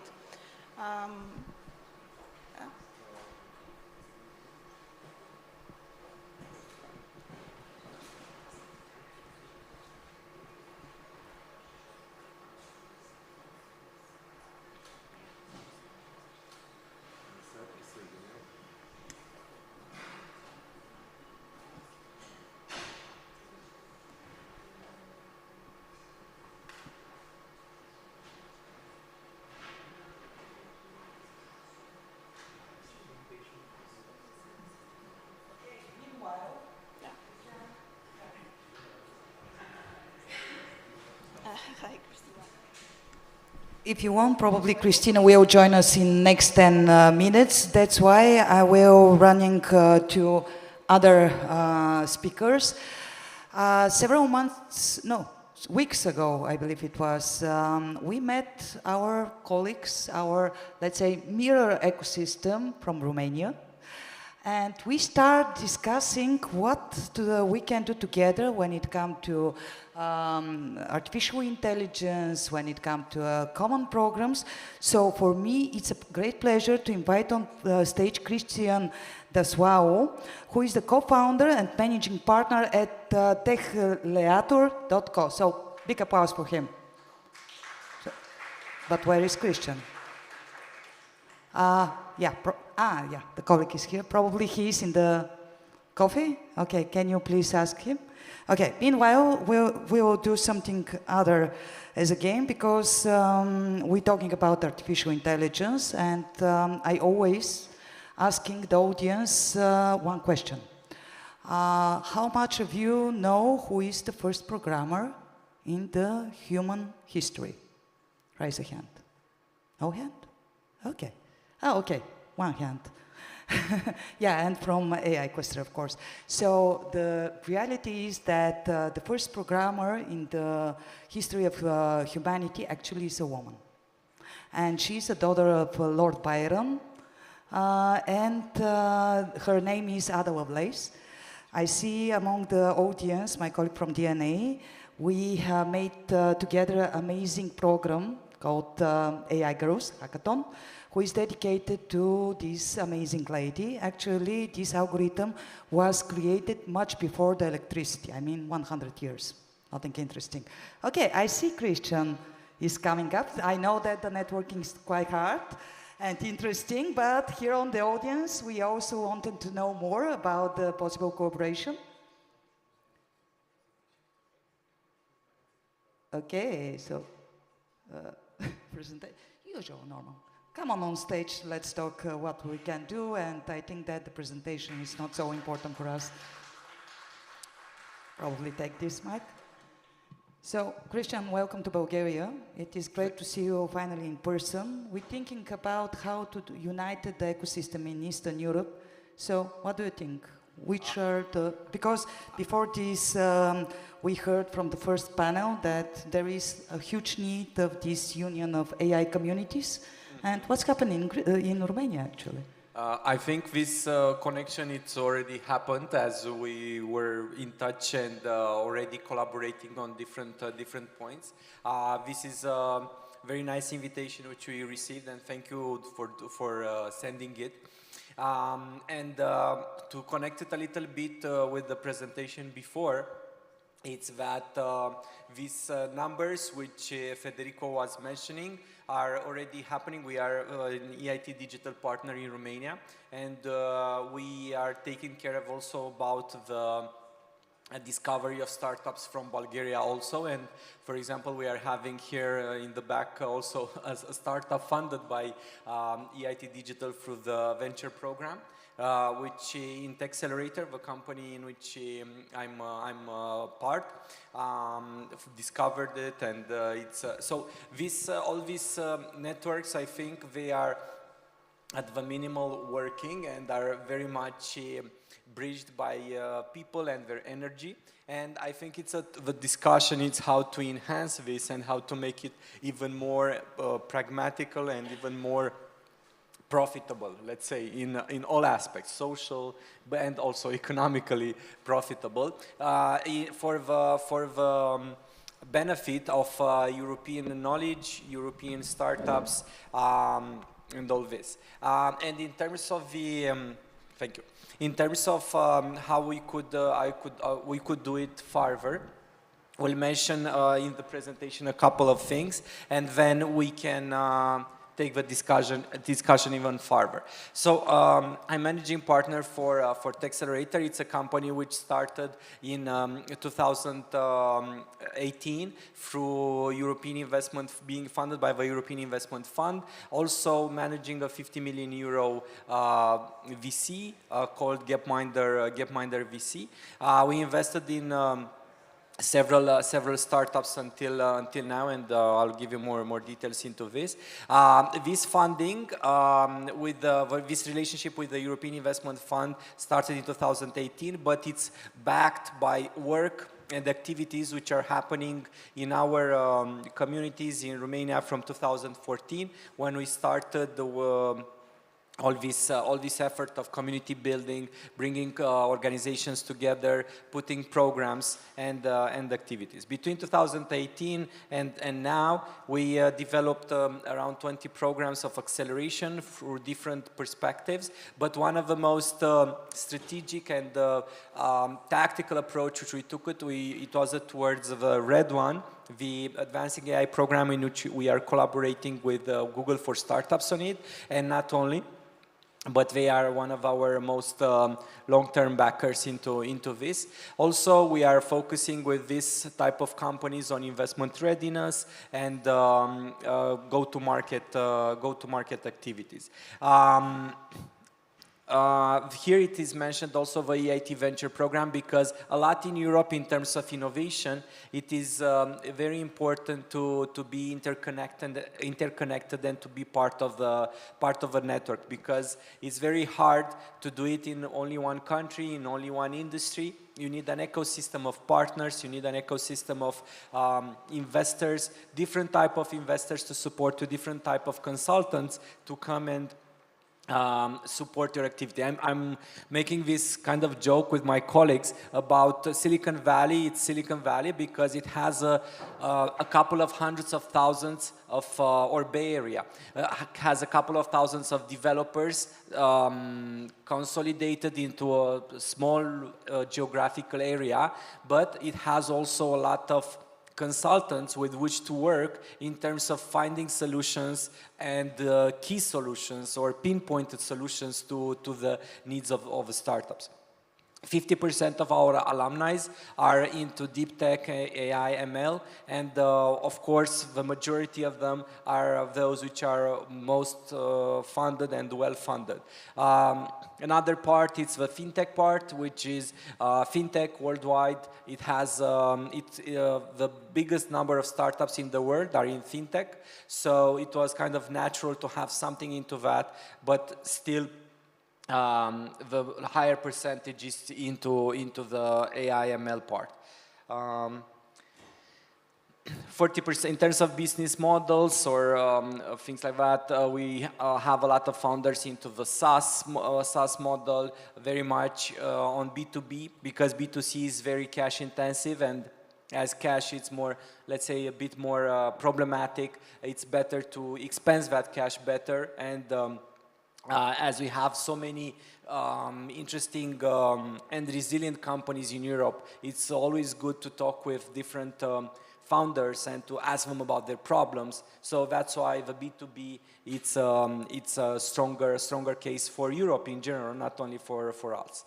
For the next slide. The total portfolio value of the companies which we did in only 5 years, it's around 130 million euros. What we put these numbers on the screen because also in Bulgaria, as also for Romania and for entire Europe, we have the same issues. It wasn't a lot of discussions before that I cannot find money. Actually, money for great ideas, they're always there. It's how you can reach them and how you can get them.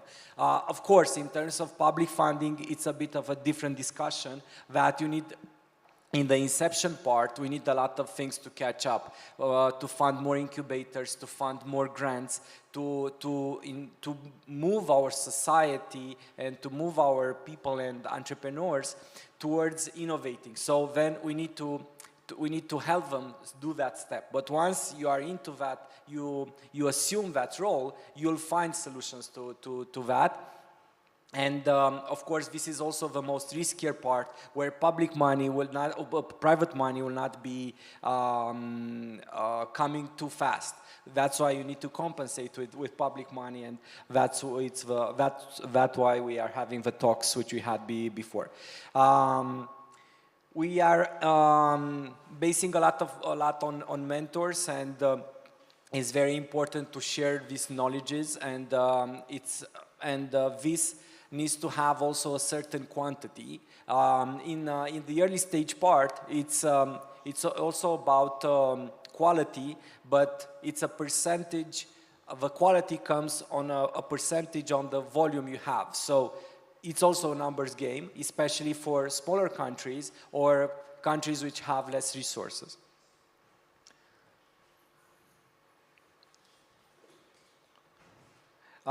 In terms of the investment network, we managed to gather a selected pool of investors together, and especially because we are having this specific focus on the deep tech. So we start to have more specialized investors, and they search for specialized startups. And because we focused on the specialized startups, also specialized investors are close to us. Also, we are having the network from EIT Digital and the European Innovation Council, where I'm one of their ambassadors and investment juries. So one of my takes for today is that I want to also to connect you more to the perspective which EIC is doing, and also EIT Digital. And now passing to this was a short introduction to know from where we started. And because we had this program of accelerating deep tech startups, we gathered a nice pool of founders, around 50 companies which were funded and accelerated. And these founders acting in Romania, in different parts of the country, and one of them coming and saying, do you want to promote this meetup, which I'm doing? It arrived to be a movement of around 4,000 people. This is what I was saying with the community of alumni. And we created this regional AI alliance in Romania, which is a very grassroots movement, starting from just a program, an accelerator program, which produced founders.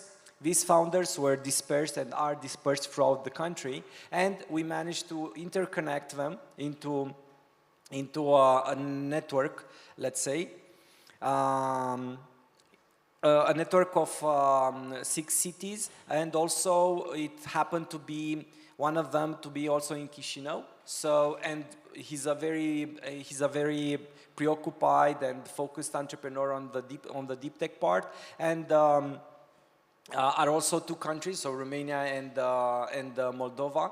Also, we are looking together with the partners we have, and that's why we got also into this dialogue also with the colleagues in Sofia. We are looking also at the things which are happening in Ukraine, because we need a little bit to think also in advance what will happen when things will be much more peaceful, and how we're gonna manage to recuperate on this.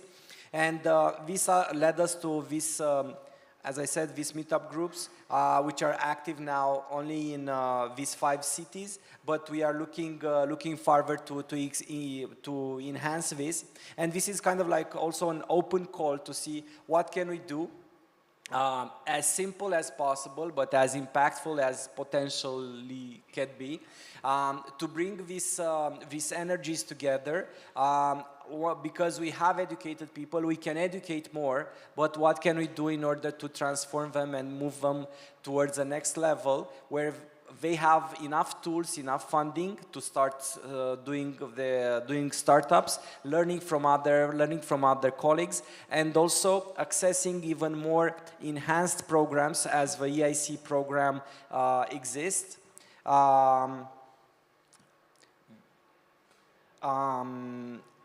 The EIC program, which is funding breakthrough technologies, it's the part of AI and ML has a great chance to produce these use cases.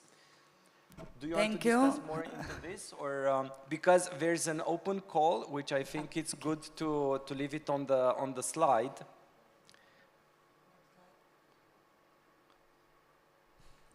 Unfortunately, the time is running fast. I know the information is quite interesting and trick. The colleague, of course, will share with us about this call. Okay. The 18th of October, which is the EIC Pathfinder, which unfortunately, countries like Romania, Bulgaria have not so many applicants, and I think it's very important to start running into these races, even if we consider that maybe we are not sufficiently equipped, but that shouldn't be a barrier for us, and we should try to apply and to increase the number of applications, because the budgets are in the EIC programs are huge. They are well expensed by other countries, but we need to step up into this game even more, and to have, let's say, more communities of people passionate about AI, more startups, much more well-equipped, and then we're gonna have, and if we continue to fight into this challenge, we'll have even more funded startups. Actually, tomorrow, the day dedicated on Horizon and every program, I'm sure that the colleagues will share deeper knowledge, not only to encourage you, but also what are the gaps, because when it comes to European project, everybody knows they are not so easy. They are not so fast, but EIC Pathfinder is. Yes, for the EIC program, the applications are under 10 pages. And it's a very fast-forward way of applying. You find fast the answers. You don't need to make huge consortiums or things like that, which have their benefits, but this is very specific on the startup needs.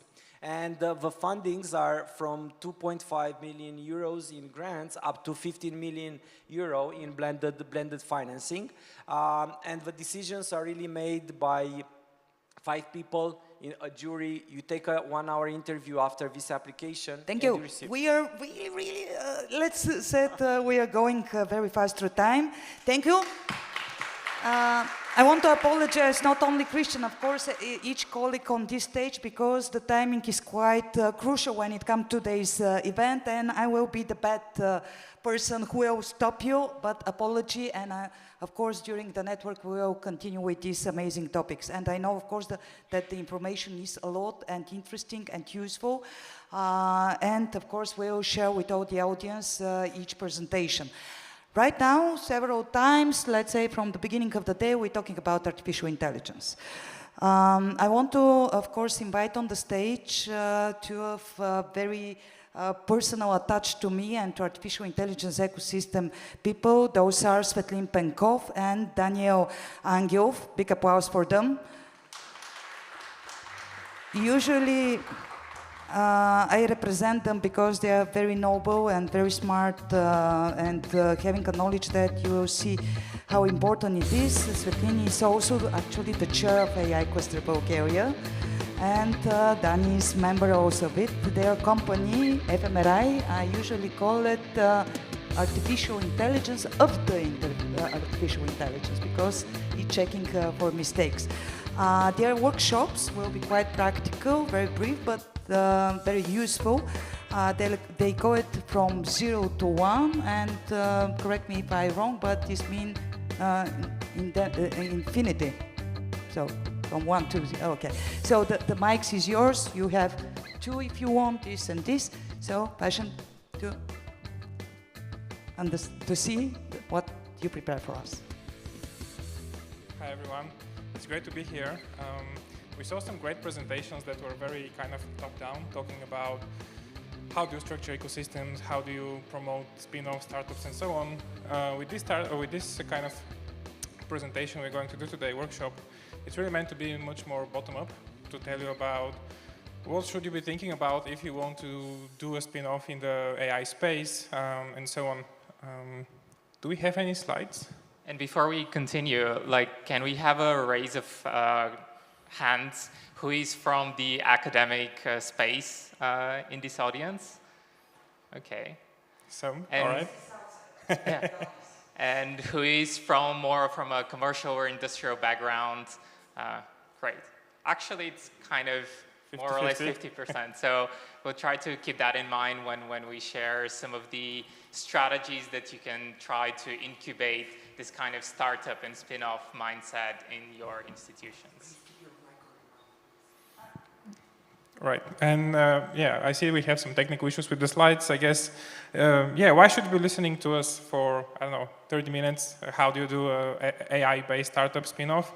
So me and Daniel actually know each other ever since high school, so it's been more than 10 years now, and this number keeps growing, unfortunately. But yeah, so we've been through a lot. We both have very deep technical backgrounds, did PhDs in machine learning and robotics at the University of Edinburgh. And towards the end of my PhD, actually, together with my supervisor back then at the university, we joined a company called 5AI, which recently got acquired by Bosch. And we were actually the first UK company to be doing autonomous driving in London. And I used to lead one of the teams that was responsible for predicting where other vehicles and other agents would be. This was a huge problem, a huge space. And it's really one of the deepest problems we can tackle nowadays, really as a mankind. How do you predict things? And Daniel had very similar experience in terms of trying to bring AI in the real world. Yes, so I guess the slides are up, so we can actually...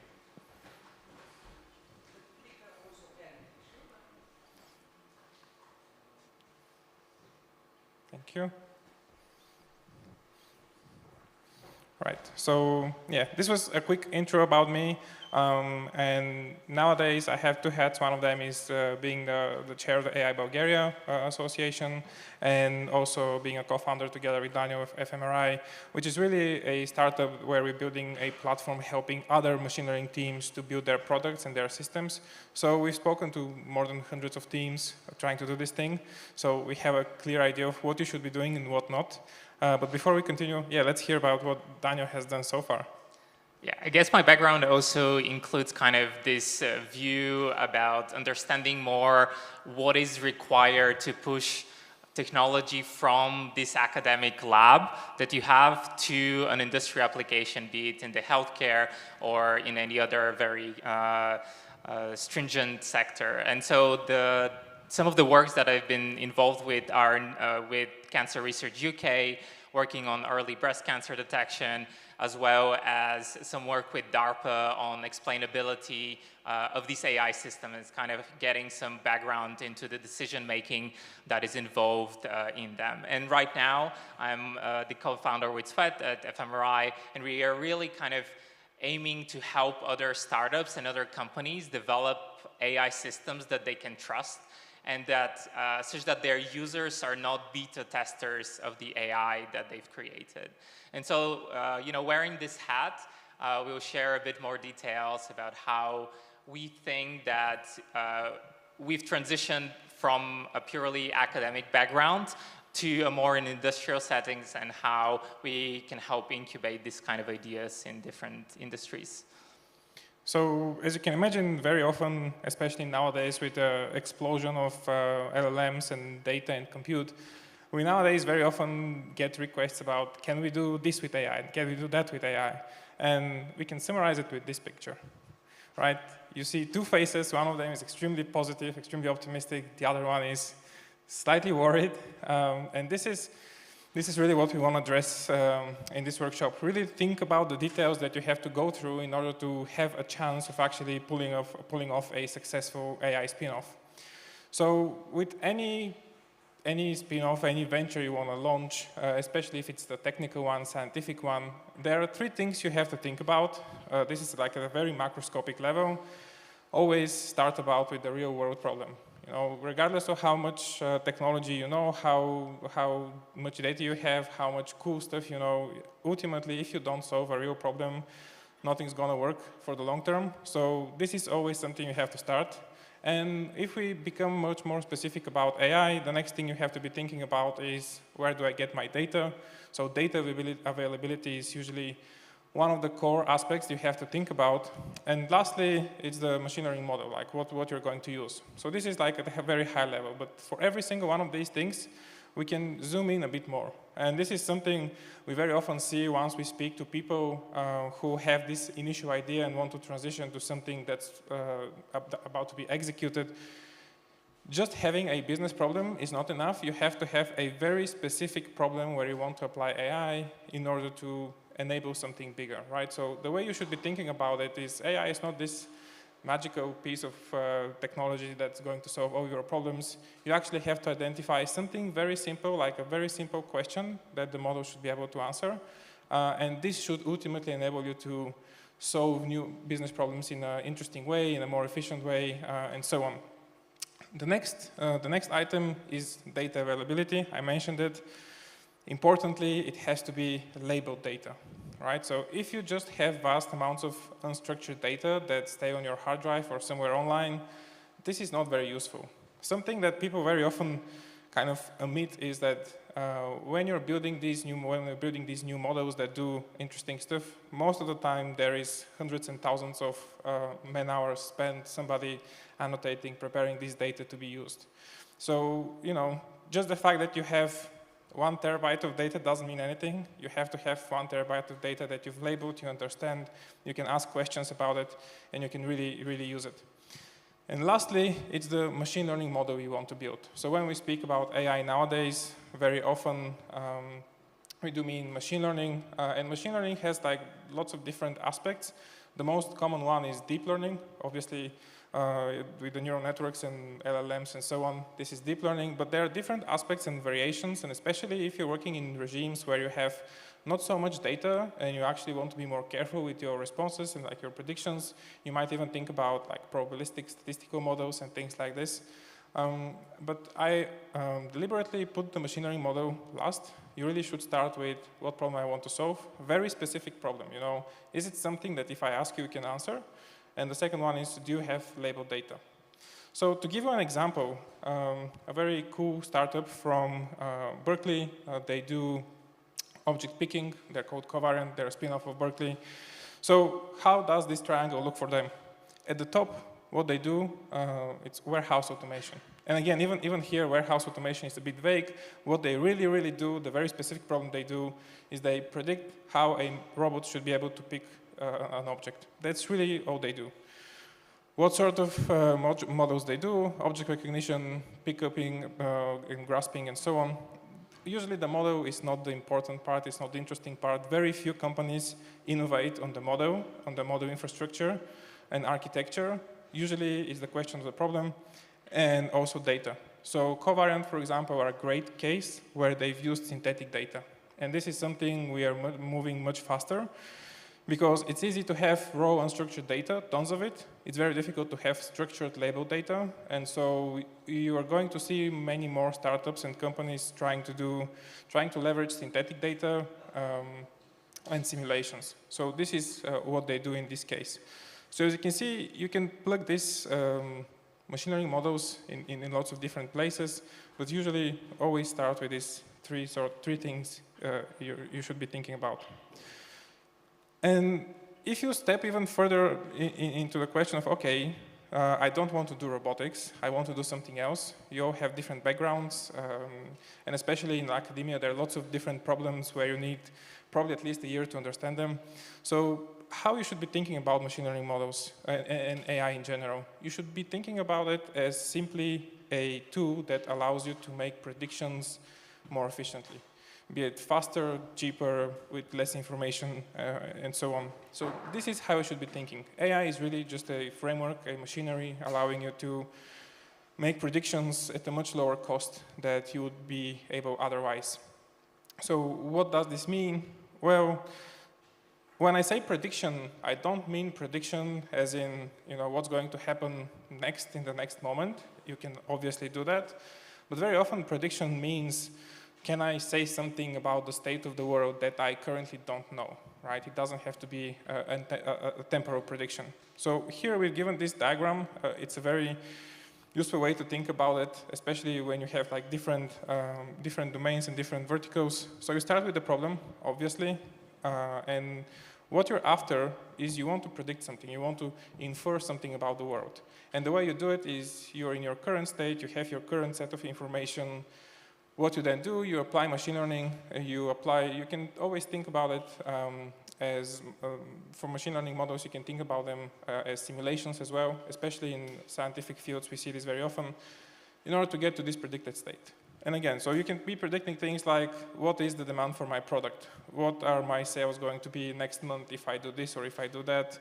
This is the obvious kind of temporal aspect. Drug discovery. This is also a question of prediction. How would this drug influence what I want to do? Is it useful enough? So prediction, though it means like very often like in the common language, it means temporal aspects. In practice, you should be thinking about, I want to predict about the world, I want to infer about the world, things I don't know. And obviously, I've put autonomous driving at the bottom. Again, it's prediction-based. Although I'm a bit biased, I used to lead a machine learning team doing prediction for autonomous driving. I don't think this is really the biggest problem in front of autonomous driving, mainly because if you think about it, if you're flying an aircraft if you're flying an aircraft, there is just sky and other aircrafts maybe, and everyone is being trained for almost a decade to do that. If you land on the moon, everything is kind of controlled, you know where things would be. If you try to drive in downtown Sofia, you have no idea what's going to happen in the next second.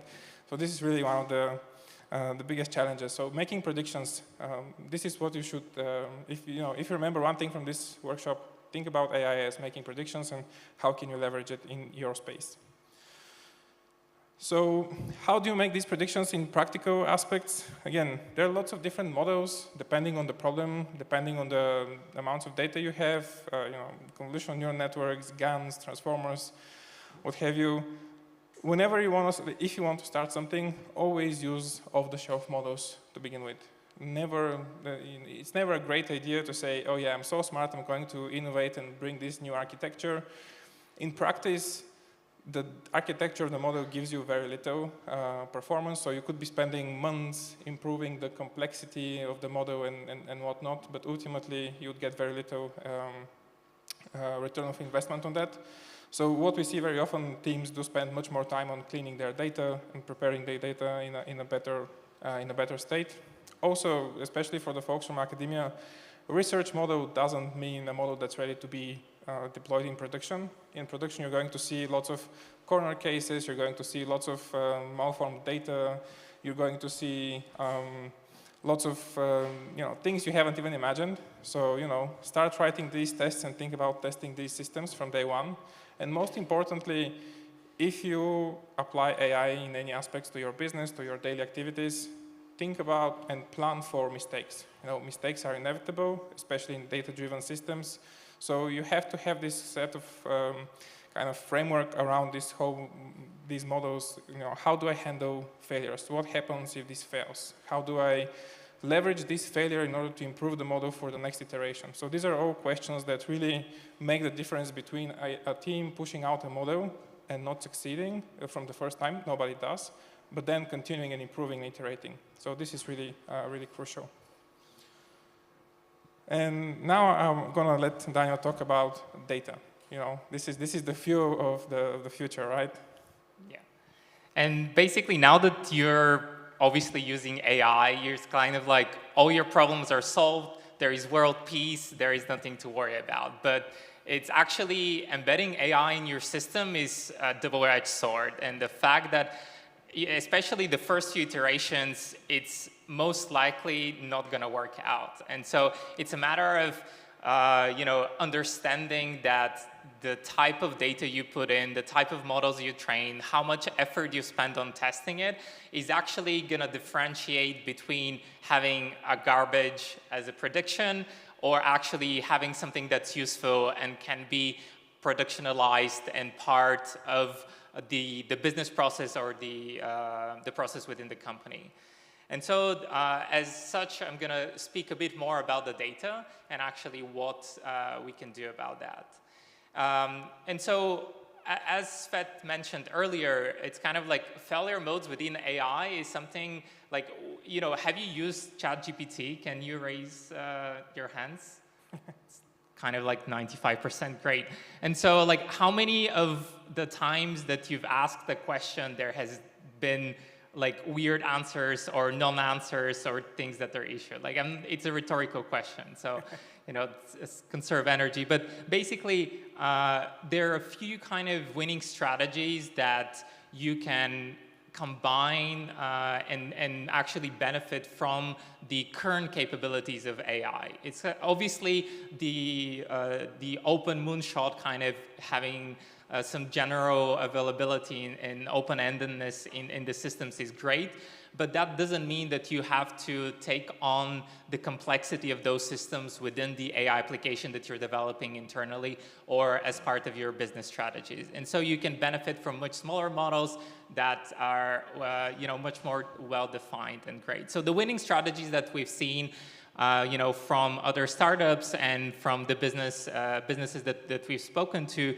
is actually about how you can manage the processes of developing this AI within the systems. And the first one is actually tracking every single error that happens. Like sometimes the error can be just part of the software system that you're developing. Sometimes those errors can come from the prediction of the ML model. And actually those type of errors are the most beneficial for improving the systems and developing in the next iterations. And so if I can give you kind of an example, if you if you're on a beach and you have to understand whether, where you're looking at is sea or land, it doesn't matter whether you have a lot of data points and GPS coordinates of like where the waves are or like where the mountains are. It's kind of like nailing down the coastline, and this is where most of the errors in the machine learning models arise. This is where the valuable data lies in. And you have to be very careful in tracking down these errors and actually having human supervision on top of it and understanding them.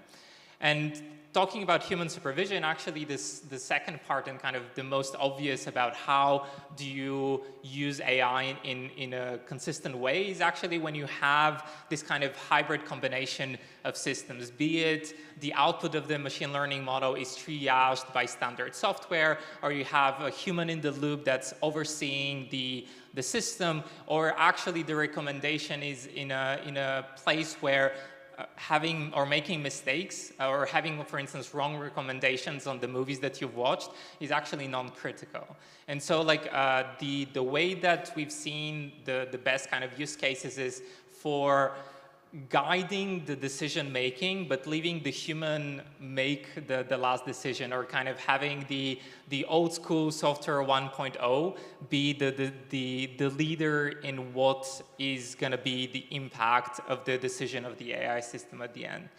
And obviously the second part that's kind of is on the cusp of, I guess, being part of our daily lives much more open is about having, in situations where we have either an endless amount of information, be it through simulation or the collective abundance of data that we've created as a human society. And so in those methods that can be thought of broadly as generative models, this is kind of where a lot more can be said about the generality and the application of this system. Like but even in those situations, if I'm honest, not having to fine-tune your large language model on the type of data that you've had right now, or on the problem that is specific to the business case. So the triangle that we shared in the beginning is still valid, and that should be on the forehead about like how you're thinking about the problem, regardless of which of the two decisions that you've taken about which model to use.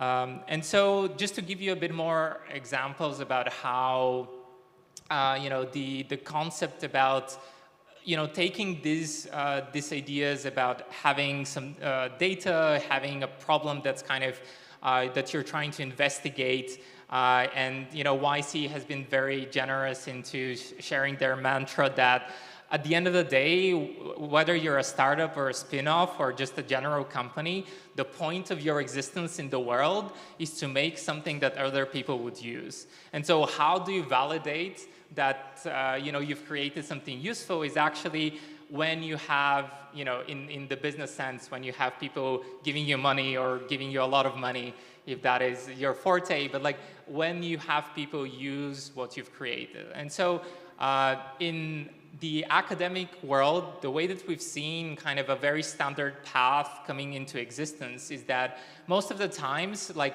the lab work that you could do in academia is actually, you work in a field that is tackling kind of a very, I wouldn't say a standard set of problems, but they underpin some view of the world that your lab, the neighboring labs, the one in North America, Western Europe, here, it doesn't matter, that they've seen about the world and you're trying to tackle. And so one of these strategies that we've seen very well validated is the fact that now that you have this kind of common understanding about the world, you can create either some software package or some models that are helpful for your industry in particular. They may be helpful for you to do your own work in the lab or in any other kind of both industry and academic. That is useful to you and to your peers. And actually through those conferences that you share, that's actually a very nice way to share and see how well you understand the problem that you're tackling. Because if you have the underlying problems and you develop a software to solve them, that means that all of the other labs may also be using that piece of software. And actually the impact that you're gonna have is not only going to be in the science that you make, but also in how fast that science works. And just to bring a few examples that have happened is that, in Berkeley from, the last kind of decade or two, their labs are basically creating they have this mindset of like, let's open source all of the foundational software architecture or software needs that our university has, and see how well we match with what other people need for the world to exist. So they've open sourced a few projects. So from people in the software world, like things like Spark, Mesos, Ray, or Snorkel, like are software packages they may be using on a daily basis. And from the traction of those packages, then the academic lab leaders and the postdocs and PhD folks that have been developing them can now strategize and think about like how should we spin off this kind of software package that we've created that obviously has traction. It should exist in the world, and by the existence of those traction, it may not be revenue that's coming into the university or the lab, but it is a proof point that it needs to exist. And so the spin-offs that have emerged from this kind of software packages, there are more than one unicorn that is doing fairly well even in the current space. So I think this is kind of like one way from folks that are especially in academia, like how do you make sure that the problems that you're solving are valuable to the sense that other people are using the software tooling that you've created yourself to help you solve the problem. I think this is kind of like, let's be more open, let's not develop things in our kind of backyards and leave them there, and let's just share it to the world. I'm a big supporter of open source in general. And some of the other kind of spin-off mindsets that I've come across reading different materials or like is about the fact that obviously doing startups is not easy. It's a very hard and challenging task, but honestly, I think this is why it's rewarding. It's kind of the uncertainty is what's fueling your drive to change the world. And doing that in a big corporation or in a big academic environment, it's even harder. And so I think that's why, the more successful examples that we've had is when, bigger companies have understood that those type of innovations need to happen separately from the parent organizations. So, there are multiple reasons why from, purely legal perspective on the fact that separate entity can take on more risk, can take on more PR risk, if you want to say. That's something unthinkable for the parent organizations. It can be much more aggressive in how it tackles the problem. And it allows it to basically innovate and move faster, which is a bit harder to perform in these organizations. One of the kind of conversations that we've had with other people is about from big companies that have incubated some science or some research, or like, academic institutions that have basically funded PhDs and postdocs to work on projects. And the question that we get is like, hey, we've basically given all of this money for this science to happen. Why should we not take all of the equity in that company? But honestly, the question is that you need to motivate the people that are working for you, because like the initial science is probably the easiest part of building a successful startup.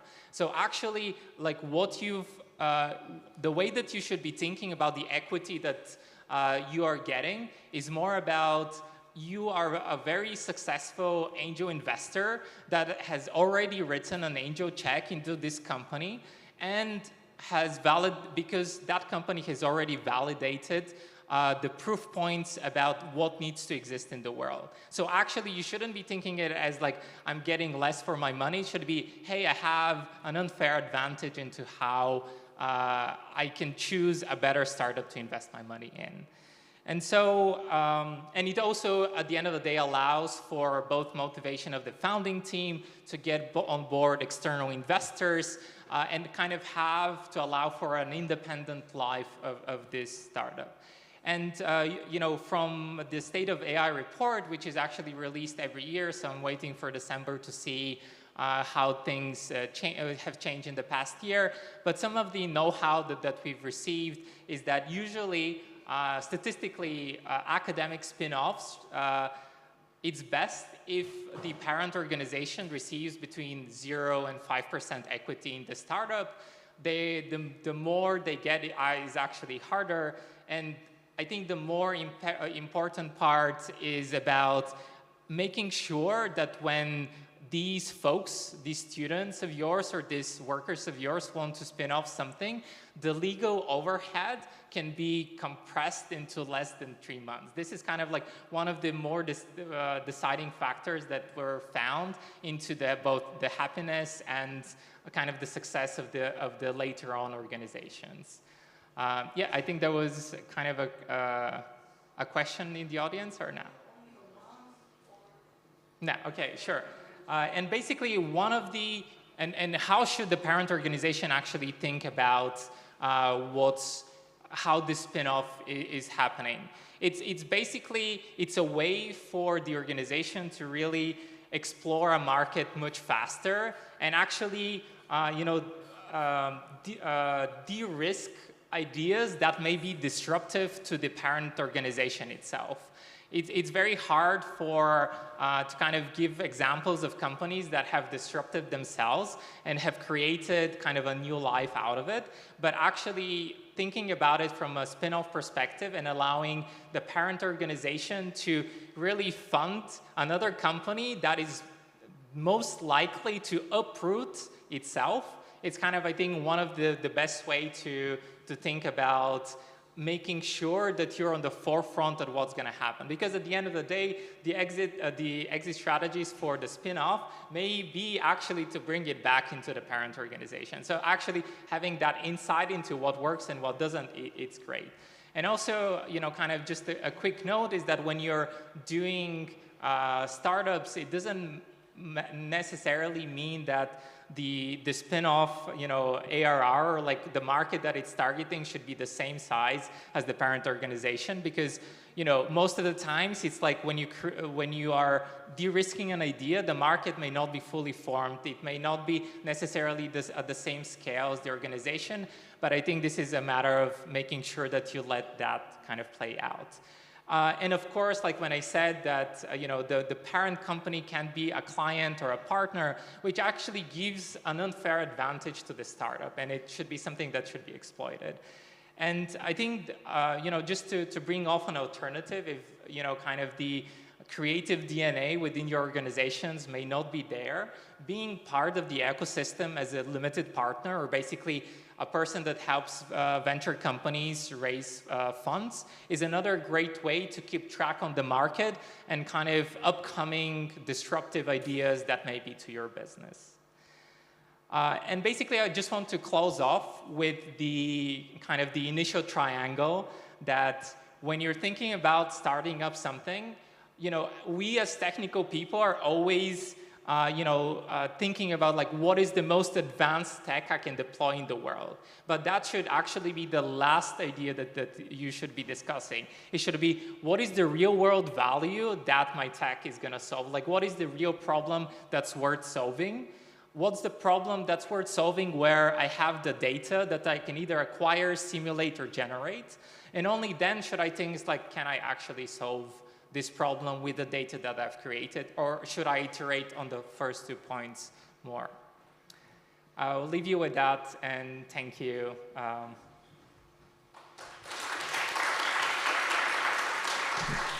Short comments, because only us is taking apart people from the lunch break.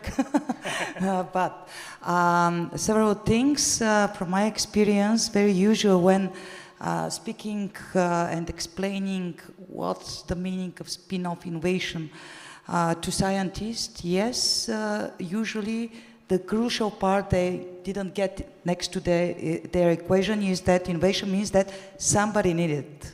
If nobody needs your innovation, it's not innovation at all.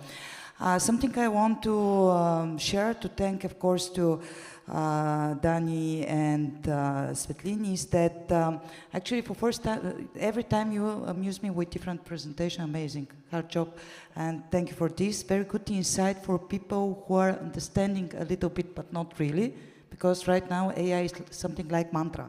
Everybody talking about AI, but what exactly is AI? And thank you for this insight and this connection with the spin-off. Something that I can announce from this stage is that till the end of the year, we're starting very dedicated AI workshop. their master classes. I mean, please feel free to get in touch with us. They really exchange the deeper knowledge that our members from AI Quest are having to each other. And of course, many more activities and initiatives. But the last thing, probably just before the lunch, I want to ask you, because you are very good example for spin-off, then coming to Bulgaria, then make again a new spin-off, and actually you succeed. How are you doing this? Usually the scientist saying, it's not working. How it's working to you?